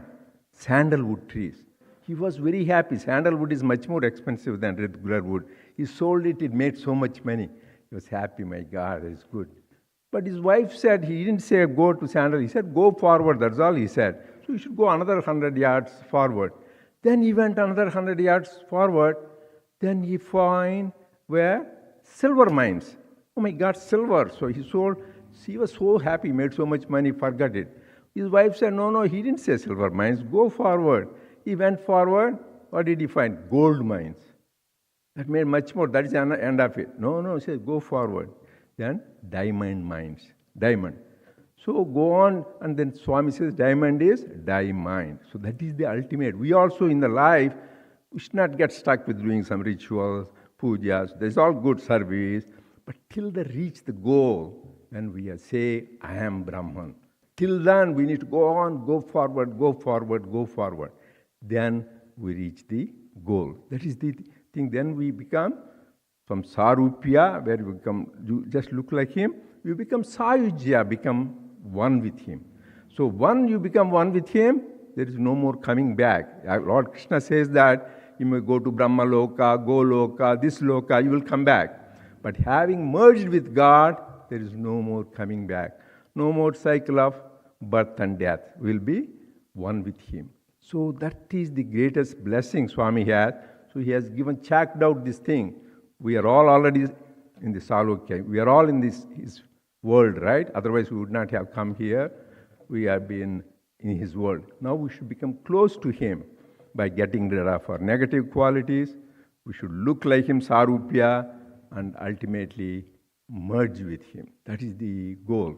Actually, the Swami said there is a story, there is nothing to merge. We are already divine, but we forgot. That is where that bhajan says, remind me, my Lord, remind me who I am. He just came us to remind us who we are. This is the story of lion and cub. Does anybody knows or doesn't know here? Lion and cub. This is a beautiful story, Swami said. In the forest there was a lioness. It was going. It gave birth to a baby cub and died because it was sick. But it gave birth to the baby. And then a shepherd he saw on the way, oh my God, this baby. He brought it up along with the sheep.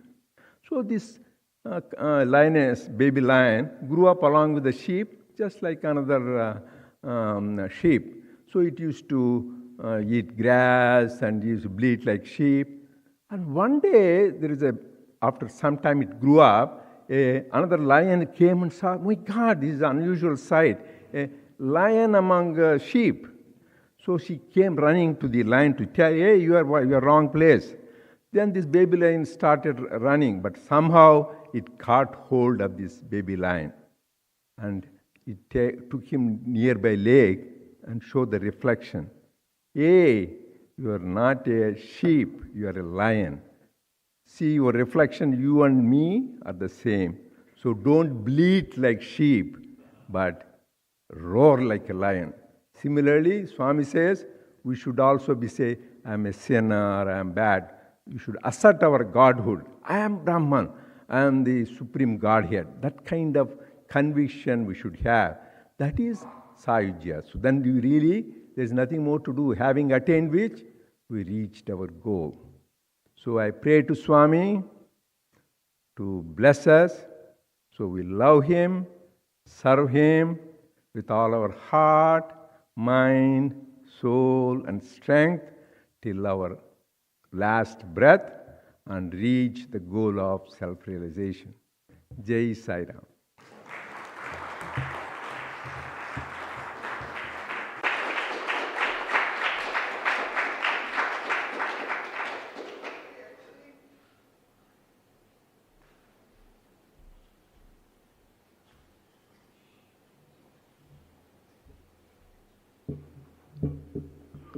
Sai Ram, and thank you, Dr. Reddy. That was so beautiful and so much in there.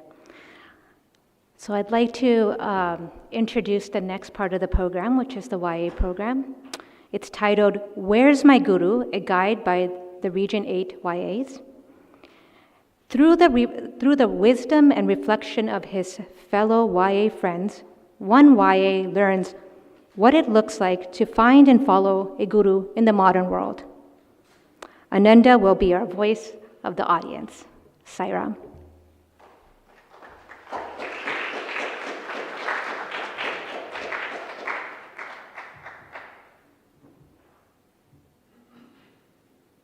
Sai Ram, good morning, everyone. Barely good morning. Sai Ram, as she said, I'm Ananda, and I have to confess something. I'm confused. See, everyone has been saying Happy Guru Poornima all morning, but I keep wondering, what is Guru Poornima? What does it mean in this day and age to have a guru? And where even would I go about trying to find one? I guess I should probably start by seeing what Swami has to say about this, right?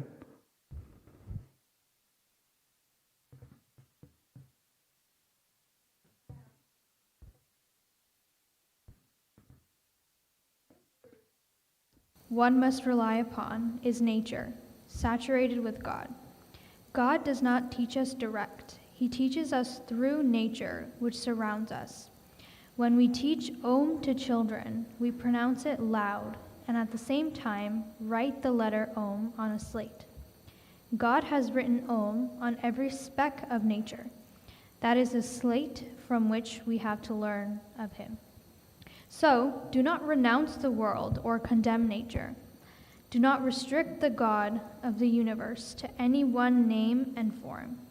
Love all names and forms. Expand your letter worldwide. Revere the universe as your guru.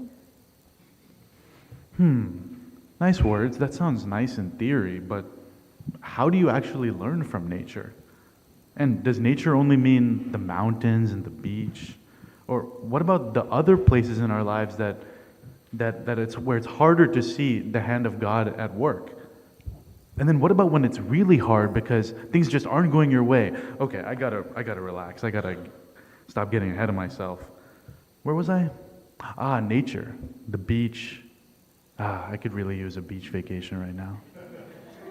Wait, wasn't my friend Shweta at the beach in Hawaii? I wonder if she had something to learn from that nature. Maybe my friends have some ideas on how God can actually teach us through nature, including our surroundings and circumstances in day-to-day life. I recently learned many lessons on this Hawaii trip that I've been on. One such lesson has definitely been the ocean. The ocean is just beautiful, but the waves are so fierce and the water is so clear. And this can only happen because the waves are sometimes so fierce. You know, right near the foam of the ocean, you can see so much dirt, and the ocean is always trying to push it out. And I noticed this, and I felt it tried to push me out too. And Swami's also given this example too. Be like the ocean, it's always trying to push out the bad things. We should definitely, just like the ocean, be very adamant and use our discrimination and push out whatever dirt and waste that we have and leave them on the shore, and then only have the clear crystal waters left behind. My first trip outside to another country was when I was 2 years old. My parents took me to see Swami in Uti, and it's a bit embarrassing how often I ended up running away from Swami and he'd keep calling me back. But towards the end of that little tete-a-tete with Swami, he did end up guiding my hand in writing the letter Om on a slate. And I found Swami's guiding presence throughout other parts of my life, and I'm sure we all do when we take the time to reflect on it. I recall a time where I began creating Sai content as a form of satsang. I'd find time to reflect on discourses pretty late at night, almost the wee hours of the morning. Obviously not the best time to call someone up and talk to them about it. So I would create content, post it online. This eventually led to being invited to the International Young Adult Media Team. All of this grew my awareness of media and actually led to a change in career trajectory for me. I find life finds a way. If we take paths towards what we feel is right, it's amazing what happens. I remember one time I was running late for a class, and so I was really hoping that the bus would come on time. But I remember standing at the bus stop. The bus driver saw me, and she didn't stop at the bus stop. And I remember feeling incredibly, incredibly upset, agitated, and very angry at that moment. I was like, what is going on? You know, I'm literally standing here. Why are they not stopping? Now what am I going to do? I'm going to be late to the class. So all of these thoughts were kind of going around in my head. But I kind of took a second to step back and put on a new lens to look at the situation in a different light. And I realized that there's absolutely nothing I can do if I dwell on what just happened. Instead of taking the time and making the effort to think about what I can do to fix the problem, which is now getting to class on time, I'm really not going to be gaining anything by just sitting there pondering about something that just happened. And though I didn't like what happened, knowing that I can't do anything about the past, I know I can do things to make some changes in the future. And so unexpectedly, missing the bus that day kind of taught me a little life lesson of how, you know, sometimes you just have to live in the moment and you have to take these experiences as a natural part of life, because it's true. This never really happens, missing the bus or the bus driver seeing you and skipping you, but it can happen. So taking that situation with grace, but also, you know, not dwelling too much on the past and making some effort to move forward in the future is what I've kind of taken away from that story. Okay, I think I get it. So you have the inspirational aspect of nature, and then you can keep this constant learning mindset throughout everyday life. So you're always noticing the everyday circumstances that you can learn from, whether it's big or small. Okay, so far so good. I'm starting to get this Guru Poornima thing. I wonder what else Swami has to say. Purnima means full moon. Guru means he who removes darkness and delusion from the heart and illumines it with higher wisdom. I have a question. Could a guru be almost anyone then? I wonder if my friends have any examples of gurus that they've encountered, and what are the kinds of challenges that gurus have helped them actually deal with? It always has to be when I'm comparing myself to other people and focusing on externally, what should I be doing? What goal should I be achieving? Sometimes when we as students, we're pushed very high and we have very high expectations, we start turning in on ourselves and being very harsh to ourselves. The only thing that got me out of such a rut was listening to satsangs by really wise people such as Dr. Reddy speaking or Arvind Balasubramania's videos. I'm always reminded in these teachings that there is no true happiness in this external world. Everything that you see is fleeting. The true wise and happy person is equanimous. This is actually one of the primary teachings that Dr. Reddy highlighted in this series of satsangs that he did on the Gita, and those have stuck with me for the past 2 years. Essentially, it's that the true devotee takes both happiness and sadness equally. And that's when you have that happiness within yourself, the bliss, the satisfaction within yourself, that nothing that happens externally can ever touch you. And I think that wisdom could have never been kind of digested within me without the satsangs that really illuminated those teachings for me and drove them home. So I'm very grateful for that. As a student of tabla, I used to attend workshops regularly where there would be recitals by students, followed by a workshop given by my guru's guru, Pandit Sopan Chaudhary.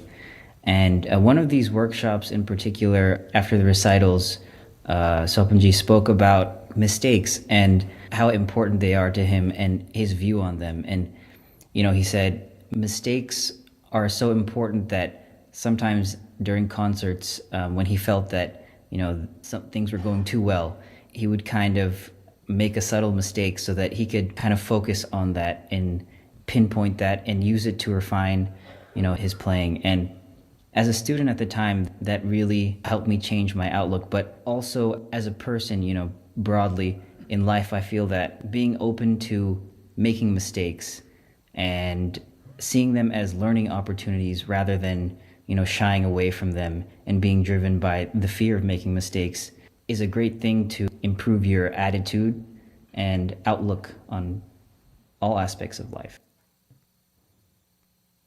Wow, so equanimity and the fleeting nature of all these comparisons that we deal with, the value of mistakes and having a general attitude of humility towards life. What a great variety of lessons from such different types of gurus. This is pretty exciting stuff. I'm starting to like this. I wonder what else a guru can help us do. The guru destroys the illusion and sheds light. His presence is cool and comforting. The full moon day is the day on which the mind has become fully beneficent. Destroys the illusion, cool and comforting? I mean, that sounds awesome. I'm thinking I want a guru type of person in my life, especially at those times when, everything feels like it's too much for me to figure out all by myself. What do we do then? I couldn't help but be reminded of a quote from the Quaker community, and I'll paraphrase it a little bit. I am grateful. I am thankful. For I walk in the footsteps of those who have traversed the path before me. Beautiful, isn't it? And I found it particularly poignant. Life's quote-unquote greatest teacher. They say that experience is said teacher, right? I was remembering an incident where I had gone to a conference in San Francisco. It was one of the first times that I had gone to a conference outside of the SoCal area. And when I applied, I pretty much prepped everything. And I was excited for it, right? It was an opportunity to, go to this business capital and, talk to a lot of different people, get to know a lot of different people and a lot of different industries. And it was a great experience, and I greatly look forward to it. And I didn't realize it at the time, but when I had sent that application in to participate in this conference, it was like I had put in a pressure cooker within myself. And then the night before the conference, everything started whistling. I was a little bit worried, thinking, oh, have I prepared enough? What's my game plan? In the night before, I was taking a walk outside San Francisco. And I was thinking about how do I make the most of this opportunity. There were a lot of things that was going through my mind. And then the thought crossed my mind, why don't I ask someone about their experience and what their strategy would be in these kind of situations? This thought just crossed my mind. Oh, ask Seema Auntie. And you may be wondering, wait a second, we know someone named Seema Auntie. That is the same auntie I thought of. But then, it's funny, until that point, I never really called and talked to that auntie. First of all, random numbers. So the fact that she picked up is the homie upstairs is Grace. As if she stopped everything. She said, okay, tell me everything about the situation. And it was like a McKinsey style consulting situation. How many people are going? Who, what are you doing there? What kind of, people are you going to meet there? How long is it for? A lot of different questions to get a holistic picture about the thing. And then she just kind of, let's do this. And then she just gave me a full blueprint of how to do it. Just, okay, you got to do this, you got to do this. Keep an eye out for this thing. Do this thing before you go. Do this thing after you go. It's like while you're there, it was as if she just gave me like a minute by minute. It was the most relieving thing I think I'd ever experienced in my life. But the fact that, she was so gracious with her time, A, and secondly, that she kind of shared all of that experience, right? Because she has walked that path, and she was gracious enough to share that experience with me. It was a guru-esque discussion, right? Someone who had the knowledge from her experience, who was able to thus impart that to me. A mentor that has given me some peace and comfort is actually my mentor when I was working or interning in the biotech space. We were trying to discuss and devise a schedule that would work best to attend both classes and, participate in the intern work. And I remember originally going into that conversation, I was very nervous about how things would turn out because of the class conflicts and how we're gonna try to strategize during the day to make sure we're very efficient with our work. My mentor was so sweet, so understanding, and she always reassured me in the sense that you're a student first and your health and safety and all of this matters first before anything else. And so we were able to come up with a schedule that worked best for both of our schedules and that was able to allocate time for classes as well.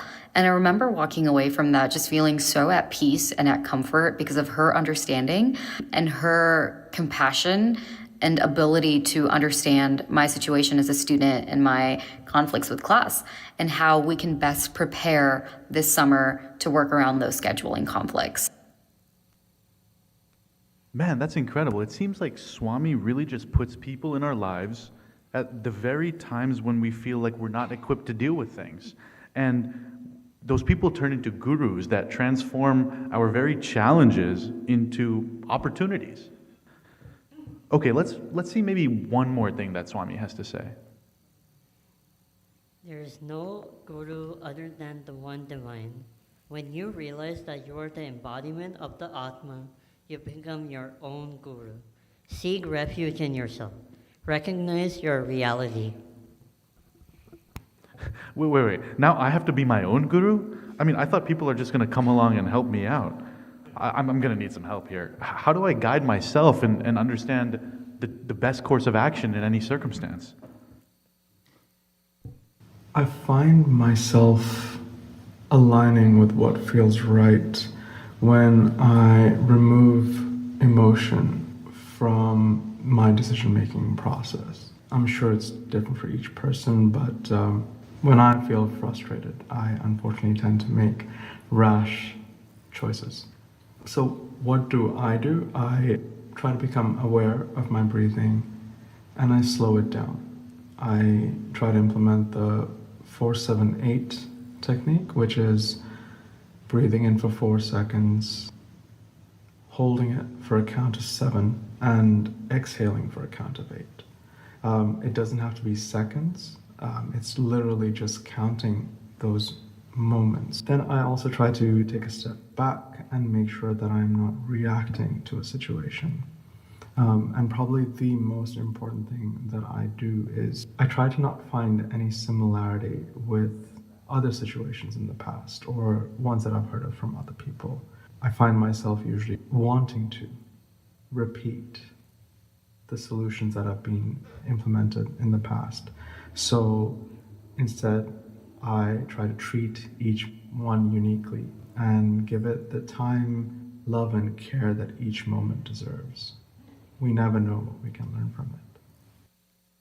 Once I realized that I am in charge of my own reality, that's kind of like the Yat Bhavam Tat Bhavati saying. I think that also hit really hard for me, because when I reflect back upon my own Atma, I realized that that is the true spirit that will always be there for me, that will always guide me to what is right.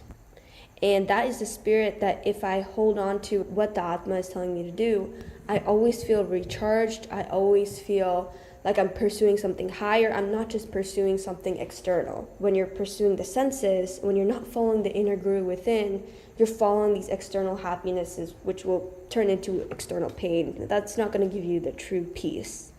But instead, trying to find that inner guru has always been helpful for me. I always try to reason with myself whenever I'm doing something, or I even try talking to Swami, like, Swami, I'm about to do this, like, what's about to happen? Is this a good idea? Is this a bad idea? And immediately I get this feeling like, okay, I probably shouldn't do this. And whenever I try to talk myself into doing something, it usually is not the best for me, because there's always a thought that's like, if you do this, this will happen, and it's not very good. And when I follow the immediate good thought, then I'm always good. But when I have to like reason myself, like, oh, I was good up till now, maybe we can like do this other thing that may not be the best for me, but I'll figure it out later. Then I know it's not the right advice. Trying to also be quiet within myself and not have the chatter of the mind override the golden voice that is always trying to reason with me. That's always proved to be the reality. Hey, that was a lot of wisdom, actually. Wait, does that mean they're their own gurus now? Huh, what a journey. So we're thrown into this confusing and fast-paced world, but God gives us all these wonderful teachers across His whole universe, whether it's awesome nature or unexpected experiences or wonderful people. And then finally we take all those inputs and we say with self-awareness and with confidence that I know I am God and I can connect with the Atma inside and I can find a voice beyond my mind. So I am my own guru. And I guess if I ever forget, those sights and sounds, those experiences and teachers, they'll always be there to help. Wow, so after this journey from myself out through the universe and then right back all the way inside, I now think I'm ready to sincerely respond to everybody, Happy Guru Poornima, when they wish me. Thank you to Shri and Vignesh and Amrita and Anirudh for sharing Swami's words with us. And thank you to Anvita, Bala, Suhas, Sweta, and Vivek for all their reflections. Sai Ram.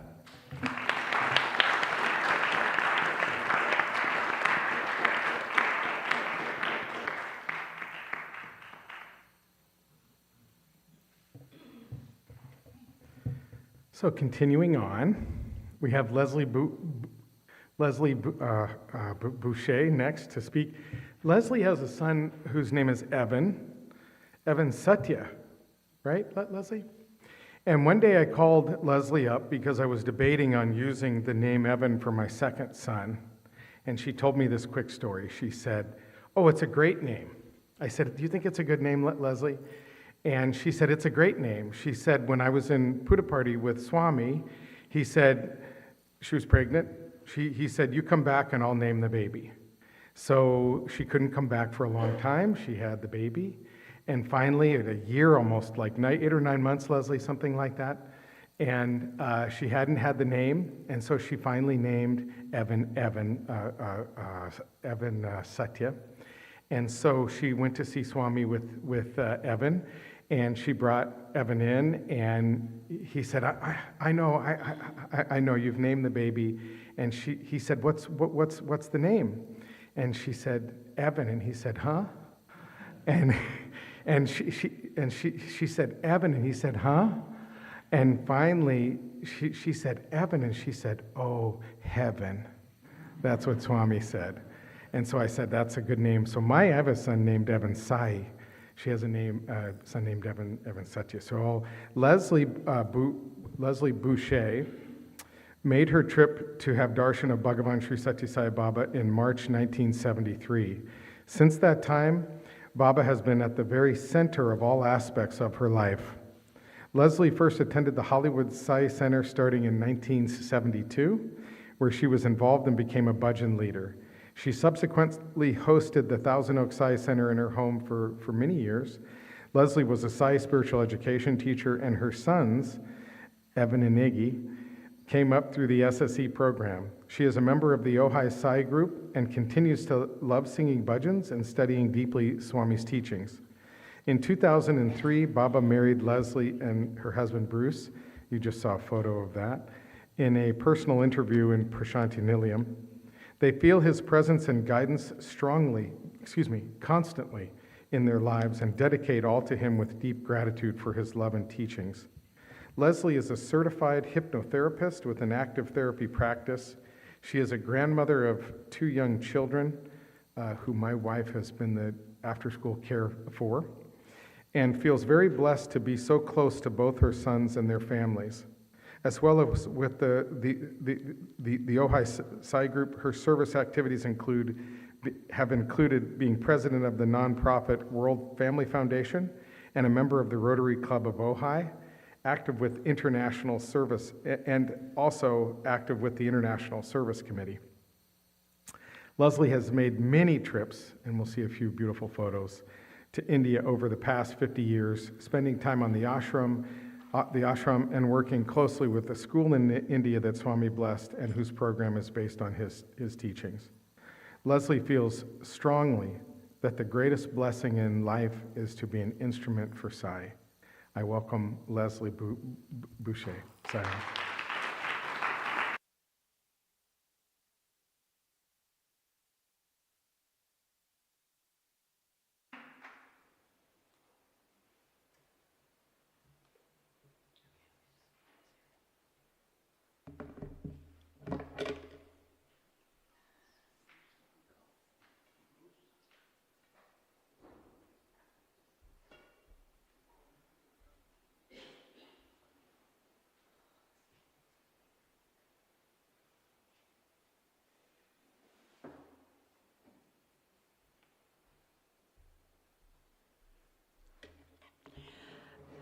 Saram, everyone. Excuse me. Oh, dearest Lord Swamiji, I offer everything at your amazing divine feet. Please bless us all with your infinite love and light. Saram, all you wonderful, wonderful dear Sai brothers and sisters. Happy Guru Poornima. It is, pardon me while I put my glasses on. It's such an honor to be invited here to beautiful, beautiful Sai Prema Nilayam to share some stories about Swami. Excuse me. I've been asked to speak about Swami as Guru, Guide, and God. And how have I experienced this? Well, you know, there are as many different heart connections with Swami as there are devotees. And so I can only speak from my own experience. And having Swami as my teacher and guide has really defined my entire adult life. And this continues to evolve and deepen. And I cannot imagine what life would have been like or who I would be without him. Swami tells us that Guru means one who dispels darkness and ignorance.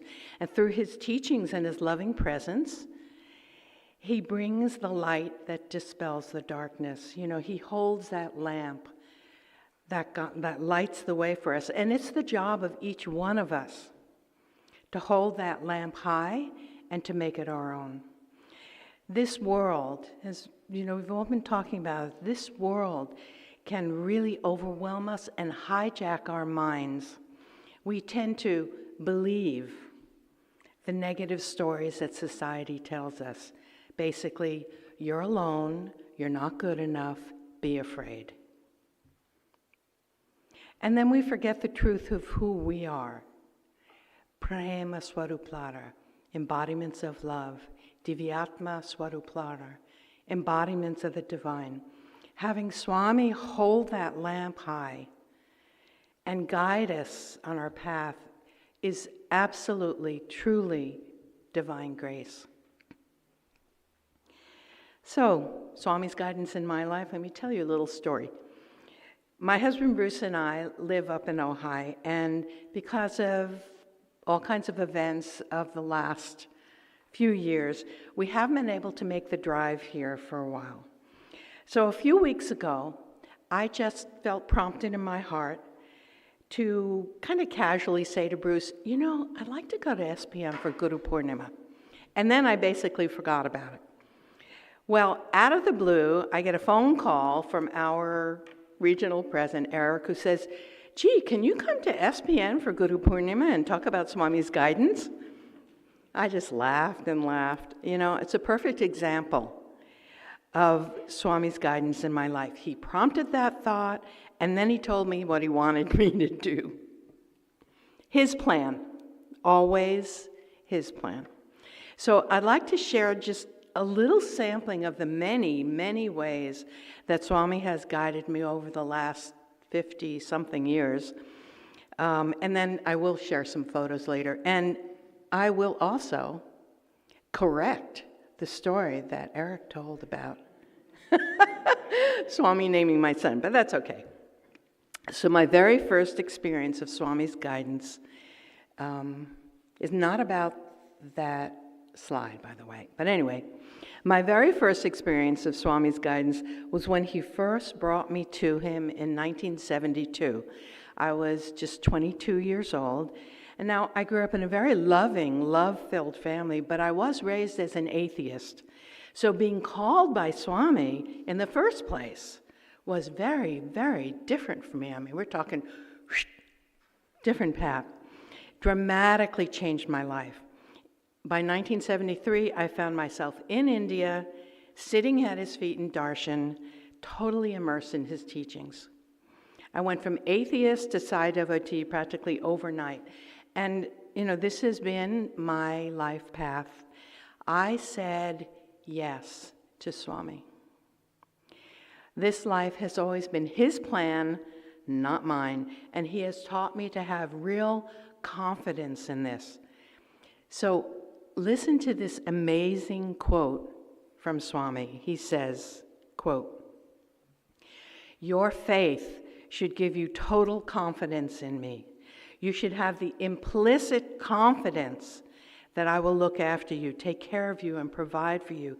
You should have the confidence that my grace is always with you and that I'm always watching over you and protecting you. You should have the confidence that I will never let you down, that I'm always there beside you, helping you, supporting you, comforting you, and carrying you through troubles and hardships, just as you lean against the wall, knowing that it will not collapse. Lean on me and depend upon me entirely. I will look after you and take care of everything for you." And I do. I lean on Swami. So in my 20s and 30s, really it was Swami's teachings about love and service, about how the mind works, about our true identity as Atma, that were a constant source of guidance. They helped me learn how to live dharmically. Was I in integrity? Was I in integrity with myself? Were my thoughts, words, and actions in alignment? Was I loving? What does it mean to be on the spiritual path? To offer everything as service, to be a devotee of God. These are all the things that I was learning and learning.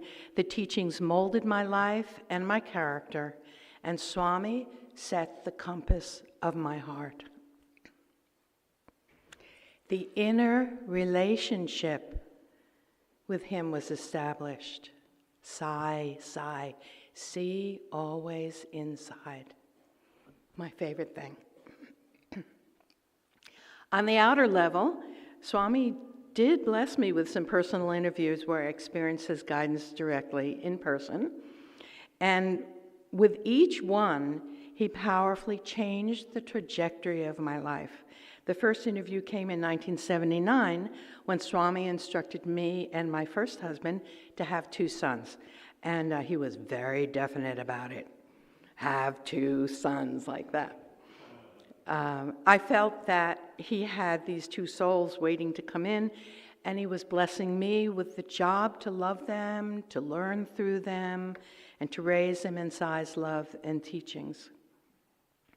He told us to bring our first son back the following year, and he would name him, which he did. Actually, I think he was just making sure we were going to follow his instructions.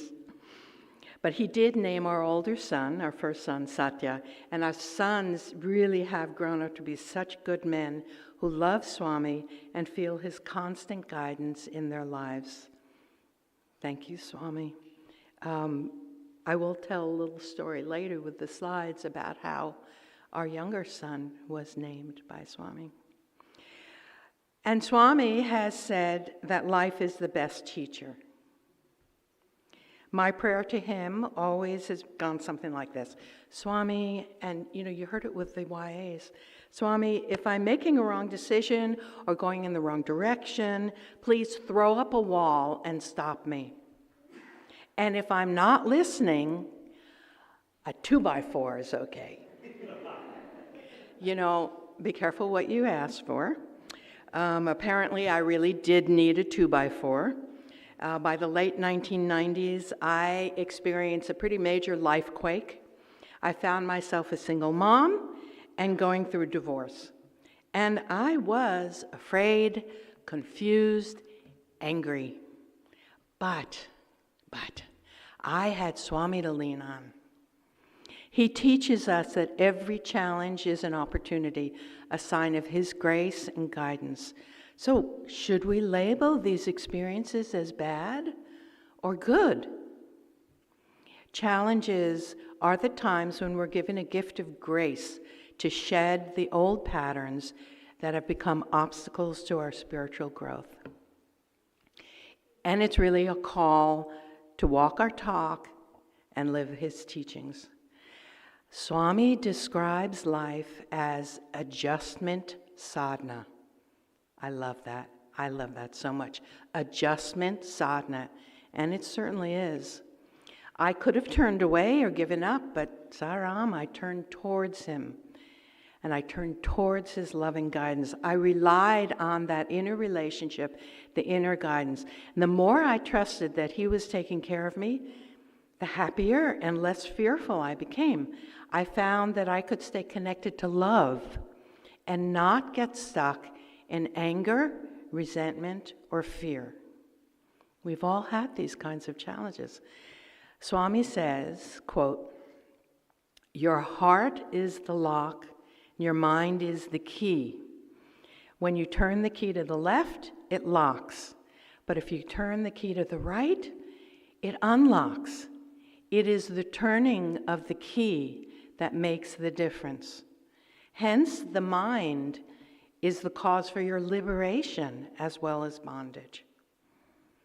Interestingly, that was a quote that he gave in 1996, which was like the year before my life blew up.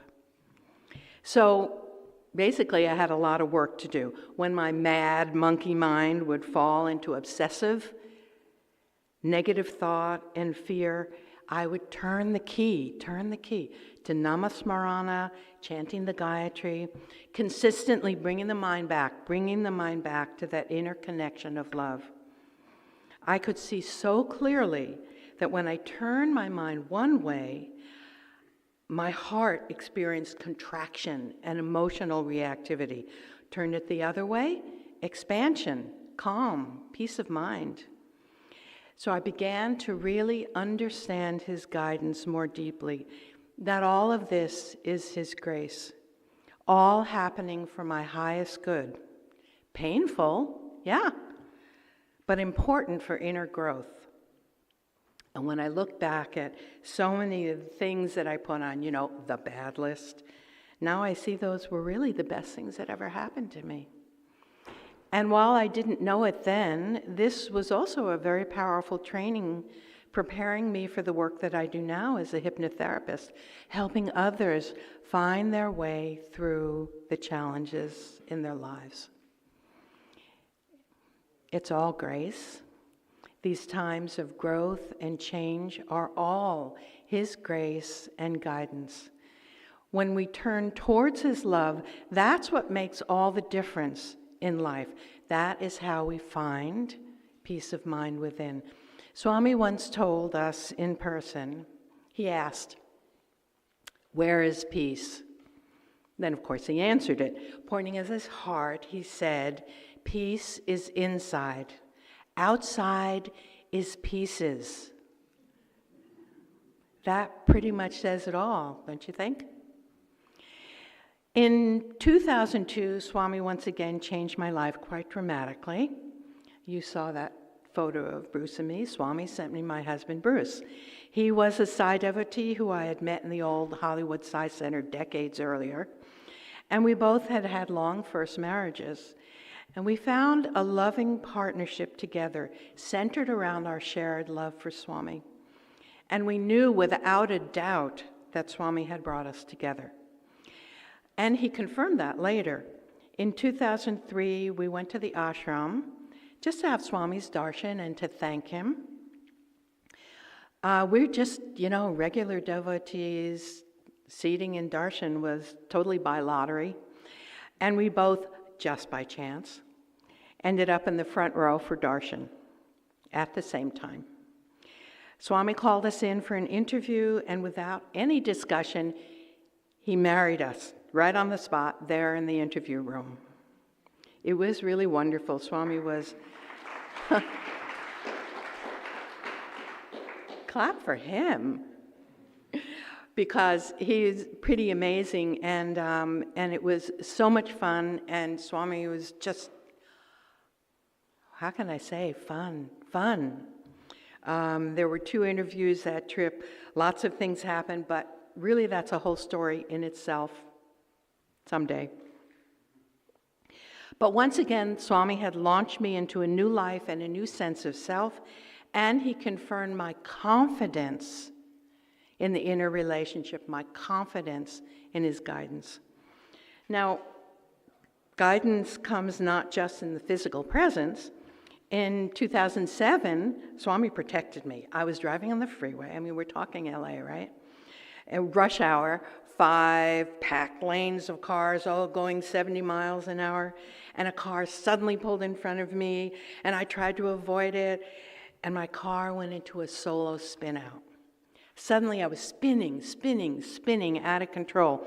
I couldn't see a thing, but I found myself instinctively calling out for Swami. Calling out, "Swami, Swami, Swami, Swami." I kept calling him until the car stopped. It was smashed into the center divider, facing the wrong direction. The car was totaled, but I hadn't hit anyone.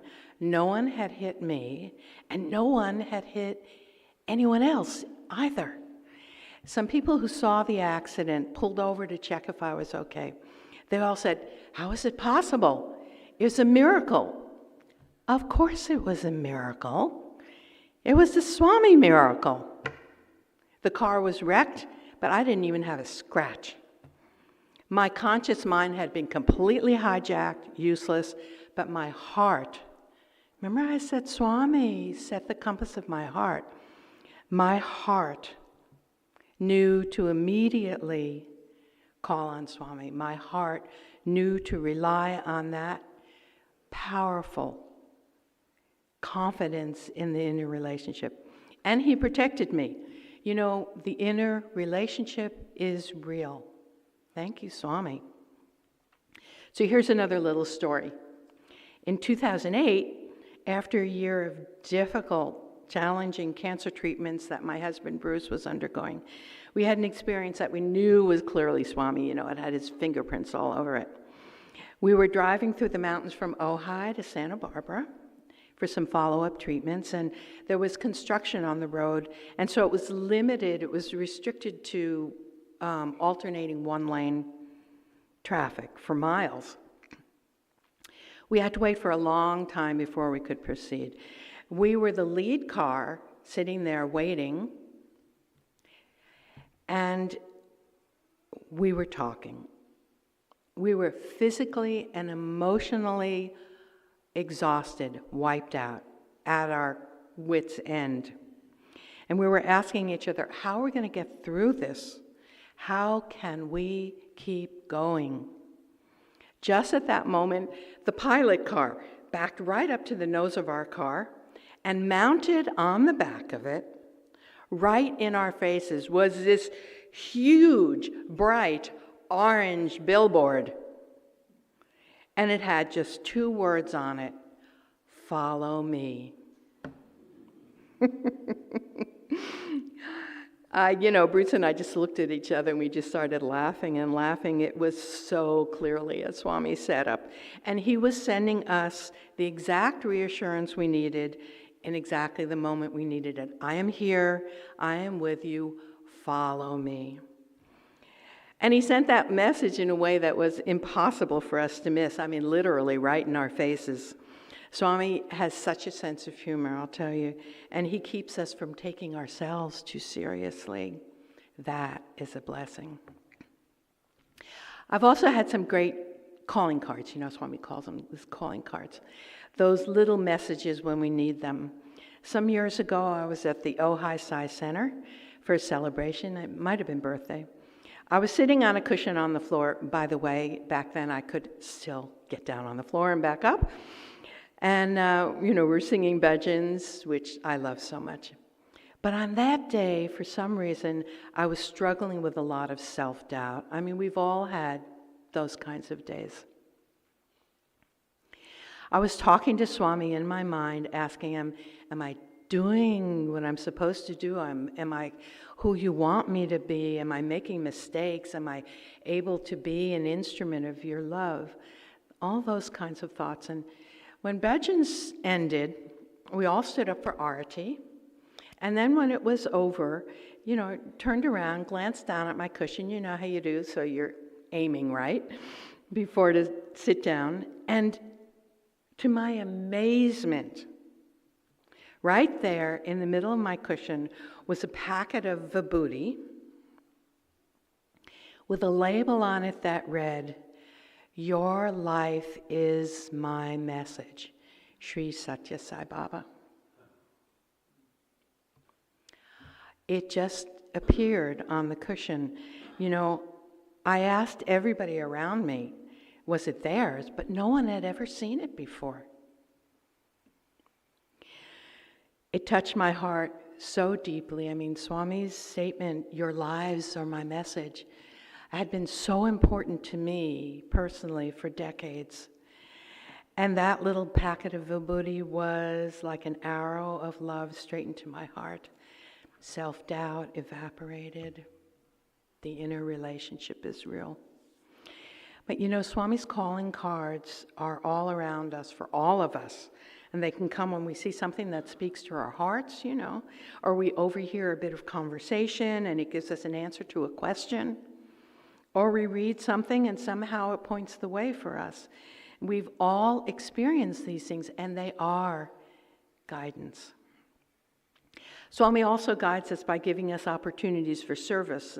20 years or so ago, Swami guided Bruce and me to get involved with a small Ojai nonprofit. And it was started by Sai devotee friends to provide loving support and free education to children who had been left destitute after a huge cyclone in India. And Swami had, as Eric mentioned, Swami had directly blessed this project in Darshan.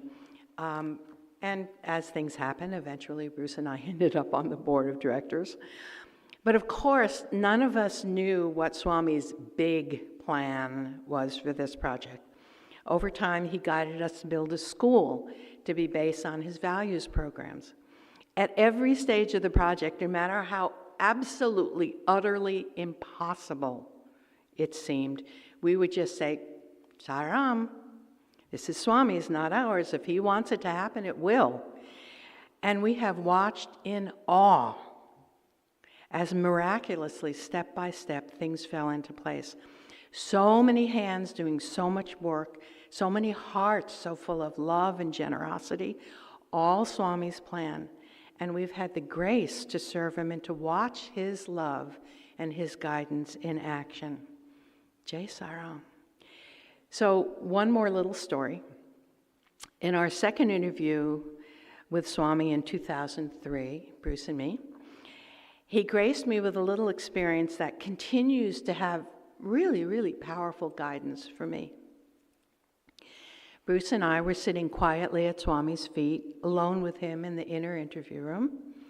Swami had his eyes closed, his hands raised upwards in that beautiful, familiar pose, clearly elsewhere. And as I was gazing up at him, I noticed the tiniest little speck of white lint in the front of his hair. And a thought flashed through my mind that I'd love to take the lint out of Swami's hair. Moments later, Swami opens his eyes and he turns to Bruce and he says, really quite humorously, "She's thinking about my hair." I said, yes, Swami, you have a little tiny piece of lint in your hair. He looked directly into my eyes for a long, long moment, and leaning forward slowly, graciously, he said, "Take." I did. I took that little bit of lint out of his hair. I can't even tell you how his hair feels like gossamer. But it was so intimate, so simple, but it carried with it a profound, clear message. This is what Swami does. This is who Swami is. He offers himself to us. He offers his guidance, his love, and it is verily the path to our true selves. But it is an invitation, an opportunity, our choice. Will we take what he has come to give? A flower offers sweet nectar, but the hummingbird must choose to fly to it and drink that nectar. Swami has always said, take one step towards me, and I shall take 100 towards you. Yes, yes.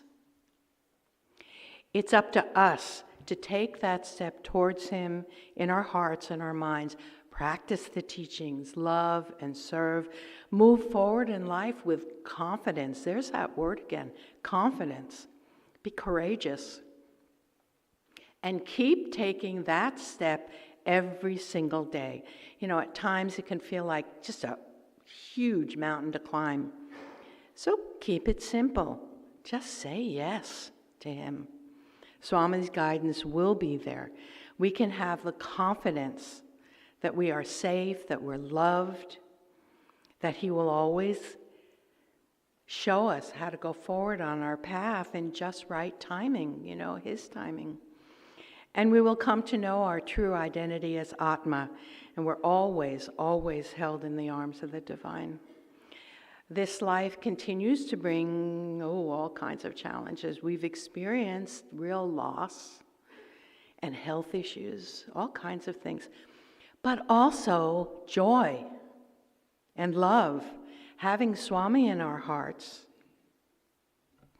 keeps us powerfully connected to that joy and that love. He is with us through everything. Every moment we are surrounded by his presence. He really is the very fabric of our lives. Now, My experiences with Swami is, Guru, guide, and God are by no means unique. Multiply them by the millions of devotees, and you begin to get just the tiniest sense of the extraordinary magnificence of this avatar. Having him in our lives, all of us, is a gift that's beyond words, a gift of incalculable grace. Jai Sai Ram.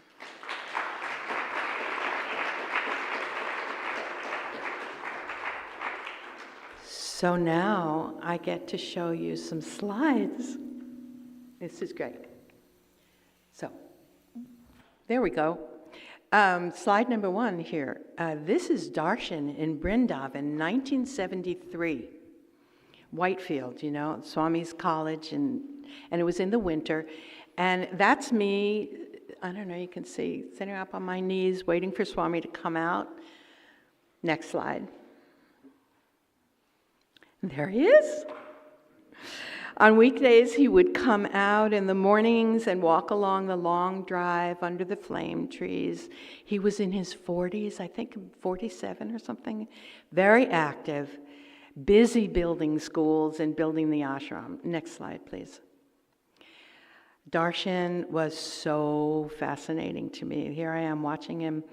It's laughable now, but I got to tell you that when there were like 2, maybe 3 lines of devotees, oh my gosh, we felt like he was so far away from us. How could all these people be here? I mean, it's just perspective, right? Next slide, please. Whitefield again. Remember talking about writing Om on the slates? Here's Swami writing Om on a slate for a child starting school. Under the pandal, Thursdays and Sundays, there'd be bhajans and darshan. And interestingly, bhajans were always led by the ladies. Whereas in the ashram, they were led by men, and the lady singers were so fantastic and so full of love. I'm sure some of you remember that. Next slide. Just more beautiful pictures of Swami giving darshan, and he was so close and he was so vibrant. Next slide, please. Next slide again. Here he is. Swami is sitting in his chair, reading letters that he collected from devotees. These photos, by the way, were all taken by us. Next slide.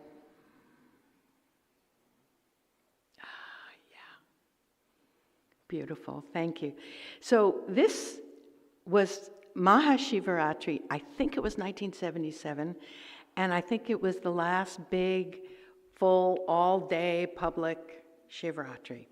And this was Abhishek in the morning. Swami's manifesting the jewel to put on the Shirdi Sai statue. Next slide. And here he is, vibhuti coming out of the urn. And when he would take his hand out, it would stop. You can still see the cloud of vibhuti all over the place. And next slide. This was taken after Swami, in the evening after Swami had produced the lingam. So I have one little, before you go on, I have one little story to tell about Abhishek in the morning. I was sitting there with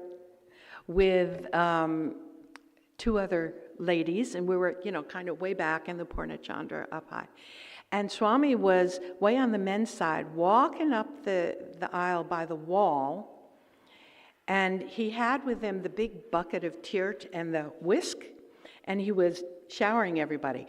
Suddenly, a spontaneous row opened way on the other side of the Purna, and miraculously enough, it came in front of us. We laid all the way across. And Swami walked down the whole way, and he stopped in front of the 3 of us, and he dipped the whisk in. And, we're sitting there like Swami's right there. We're sitting there staring up at him with our eyes open and our mouths agape, because we're like, Swami. And he takes us and goes, and drenched us. It went right into our eyes and in our mouths, and we were soaked. Anyway, that was fun. That was so much fun. Next slide. That's what Puttaparthi looked like back in those days. Dirt roads, thatched huts. It was really, really, really still a village. Next slide. And this is what Swami's birthplace looked like in 1973. There was just a little tiny handwritten sign that said, Baba birthplace. That's what it was. Now, of course, there's a Shiva temple there. Next slide, please. This is what the entrance to the ashram looked like. All those wonderful stones were painted with Baba's sayings, and actually most of them were painted by U.S. devotees, I think. Next slide. This is what the mandir looked like. Of course, that's all incorporated now into the mantap on the ashram, but that is in the days of the sand. Next slide. And this is what the mandir looked like from up the hill. You could see it. On the second floor there, those little windows, that's where Swami lived. He lived in, 1, 2 rooms, small rooms, that was it. And down below are the interview rooms. And sometimes early in the morning, on the ladies' side, some of us could go and sit on the ground with our backs against the wall, leaning on the mandir, before anything happened there. It was so beautiful. Next slide. And here comes Swami. This is the most iconic photo when he would come out for darshan, to give darshan, coming out. Oh my God, every time I see this picture, my heart flutters. Here he comes. Next slide, please. And this is what darshan looked like out on the sands. And there's a wall in the back, a curved wall, which I became very, very familiar with that wall. I'll tell you why. Next slide. And these are just, here's Swami making vibhuti for someone on the ladies' side. And there he is, just looking amazing. Amazing. And this is a photo that Bruce took, I think, in 1979. Swami was very busy, active. He was, this was in the sheds, and he was on his way he was doing a pork feeding, I think. Next. That's me, and that's my older son, Evan. We were very, very happy on the way to darshan. So one little note about having a baby in darshan in those days, sitting out on the sands, we would sit there, and sometimes we had no idea when Swami was going to come out. It could be 2 hours, So having an infant and trying to, keep the infant happy and quiet and all this, and it was quite something. But inevitably, just before Swami would come out, the energy would shift. All the babies would start crying. And the Sevadals were very strict back then and would kick us out. I had so many darshans from behind the wall. Anyway. Next slide. And that's about 7 years later with my younger son, Iggy. Still, darshan, everybody happy. Next slide, please. And this is, my kids loved it on the ashram. Evan was about 13, Iggy was about 7. But here's the story about how Iggy got named by Swami. In 2003, when Bruce and I were with him in darshan, well, first let me say that, Swami had given Evan as his spiritual name, his middle name, Sathya, which was wonderful. And then I didn't have an interview or that kind of interaction with Swami for 23 years until Swami called Bruce and me in 2003. And so for all of his growing up years, Iggy, I would say to Iggy, you could pick your own spiritual name. You love Hanuman, you love, And he would always say to me, no, Swami will give me a name. And he was absolutely confident he would never do. He said, nope, Swami is going to name me. So when Bruce and I were in interview, he started asking about the boys by name. And, since he brought up the topic, I figured, okay, this is okay. And I said, Swami, you gave a spiritual name to the older son, but not the younger one. And Swami just smiled and he said, give him Sathya. I said, same name, Swami? He said, oh, yes, best name. And then we all laughed because that's what we were doing the whole time. The Swami was just laughing. My son had total confidence in Swami. And then, of course, he legally changed his name to add Sathya. So both of them, there's Evan Sathya, and there's Iggy Sathya, and Evan's son is Owen Sathya. So that's now the family name, continuing on through. Next slide, please. So this was a photo that was taken after Swami married us. Someone you know quite well took that photo, Narendra. Whether you remember it or not.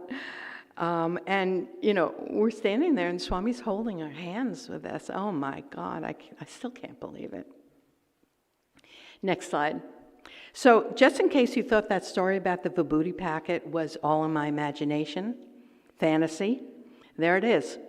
Your life is my message. This is one of my most prized possessions. I cherish it. It means so much to me. Next slide. Swami. Sleeves rolled up. Busy. Very, very, very amazing and wonderful. Sai Ram, thank you so much.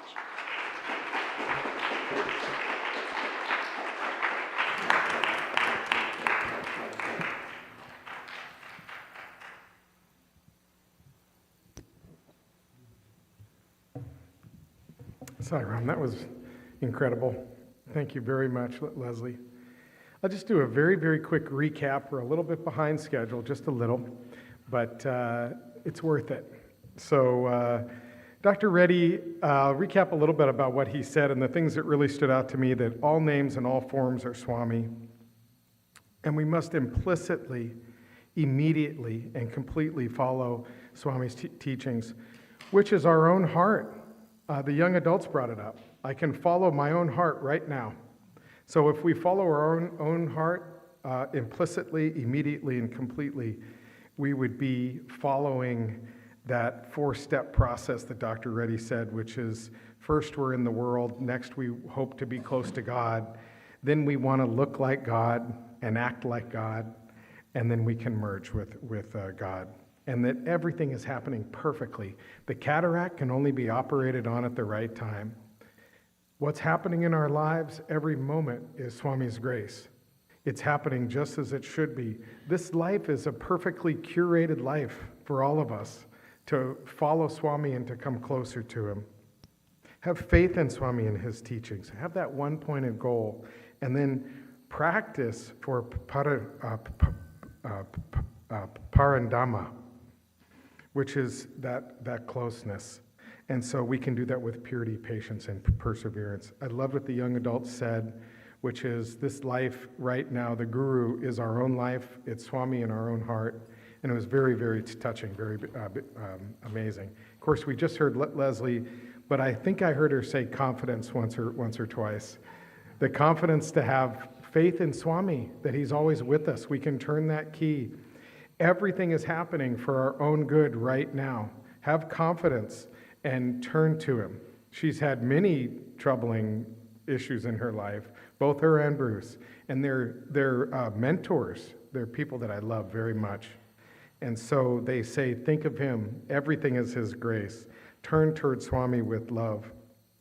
And finally, have the confidence to have an inner relationship with Swami. Talk with him every second. He's everybody that you meet here today. So I will turn over the final closing comments, announcements, and prayers to Neelam. And just a pleasure to see everyone. And what a wonderful day. Thank you, Leslie. Dr. Sai Ram, and thank you everyone for being here today to share this with all of us together. Just a couple announcements.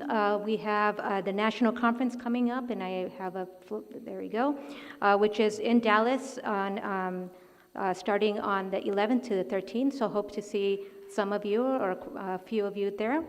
And then, of course, in November, if you haven't heard, it's Swami's birthday, and there's a beautiful conference that is being planned out here at Sai Prema Nilayam. So please, you can use your phone. If you need a second, that's a QR code, so you can register right now if you haven't registered yet. Also, here at Sai Prema Nilayam, on August 2nd from 2 p.m.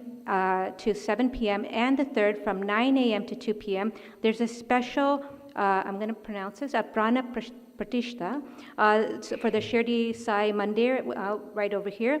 On Sunday, which I said was the 3rd, at 9 a.m., there's going to be a beautiful procession for Swami and Bhajans outside. So encourage you all, everybody's welcome, I encourage you all to be here for that. It's a very spiritually uplifting event.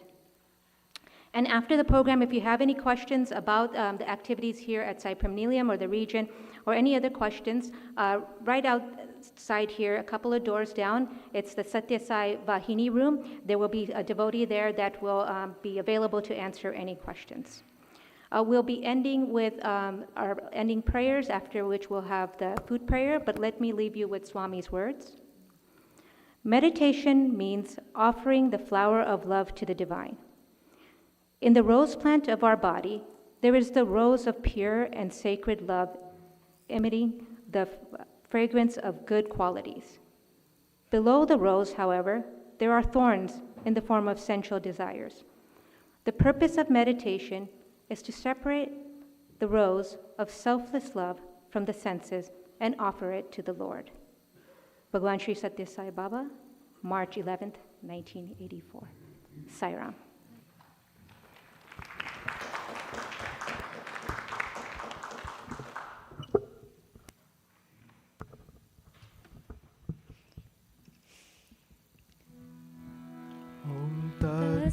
Shri Narayana tu Purushottama Guru tu Siddha Buddha tu Skanda Vinayaka Savita Pavaka tu Savita Pavaka tu Brahmamazda tu Yava Shakti tu Yeshu Pita Prabhu tu Rudra Vishnu tu Rama Krishna tu Rahimata ho tu Rahimata ho tu Vasudeva Goveshwarupa tu Chilananda Hari tu Advitiya tu Akala Nirvaya Atmalinga Shiva tu Atmalinga Shiva tu Atmalinga Shiva tu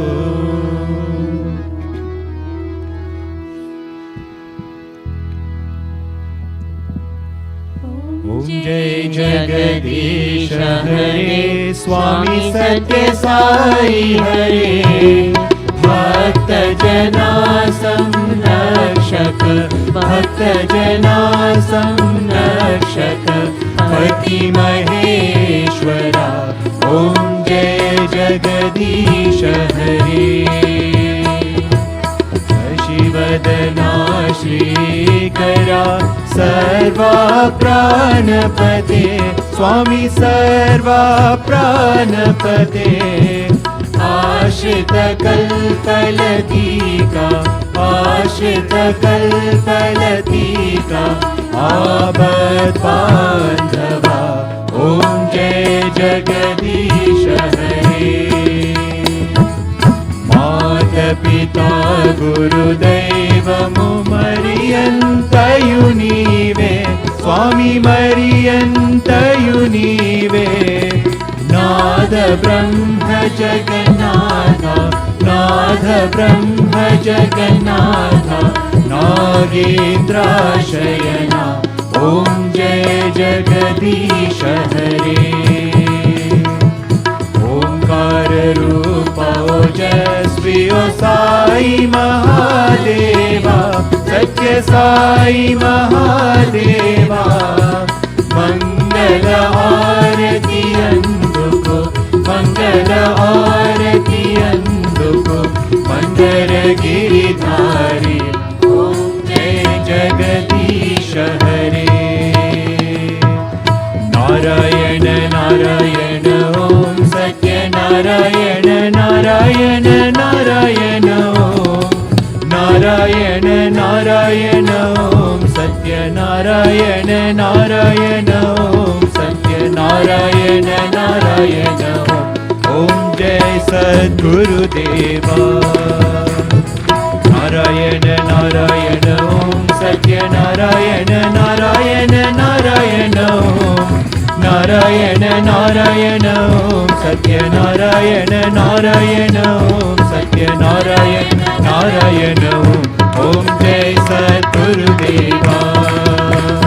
Narayan Narayan Om Satya Narayan Narayan Narayan Om, Narayan Narayan Om Satya Narayan Narayan Om Satya Narayan Narayan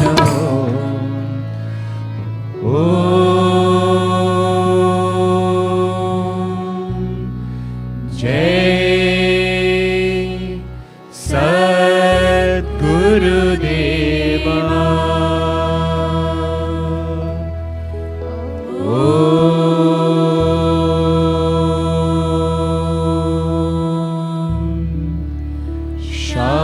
Shanti Shanti Shanti.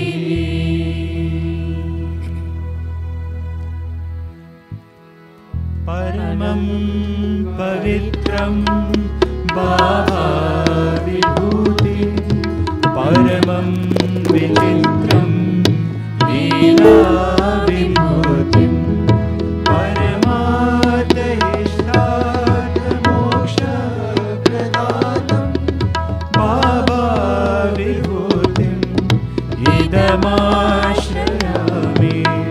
Sacred, holy and supreme is Baba's vibhuti, pouring forth in endless stream his play of vibhuti. So auspicious is its might, it grants liberation. Baba's vibhuti, its power protects us. Samasta lokaha sukhino bhavantu, samasta lokaha sukhino bhavantu, samasta lokaha sukhino bhavantu.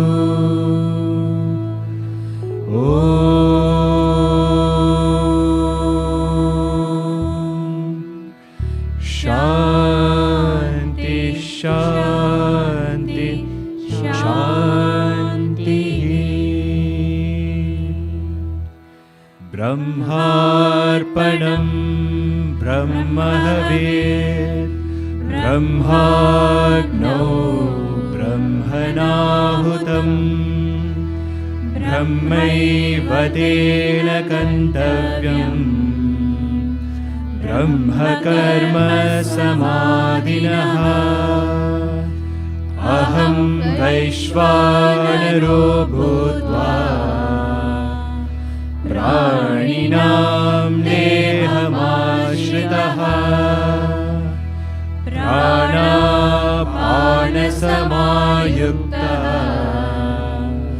pachamyannam chaturvidham. Oh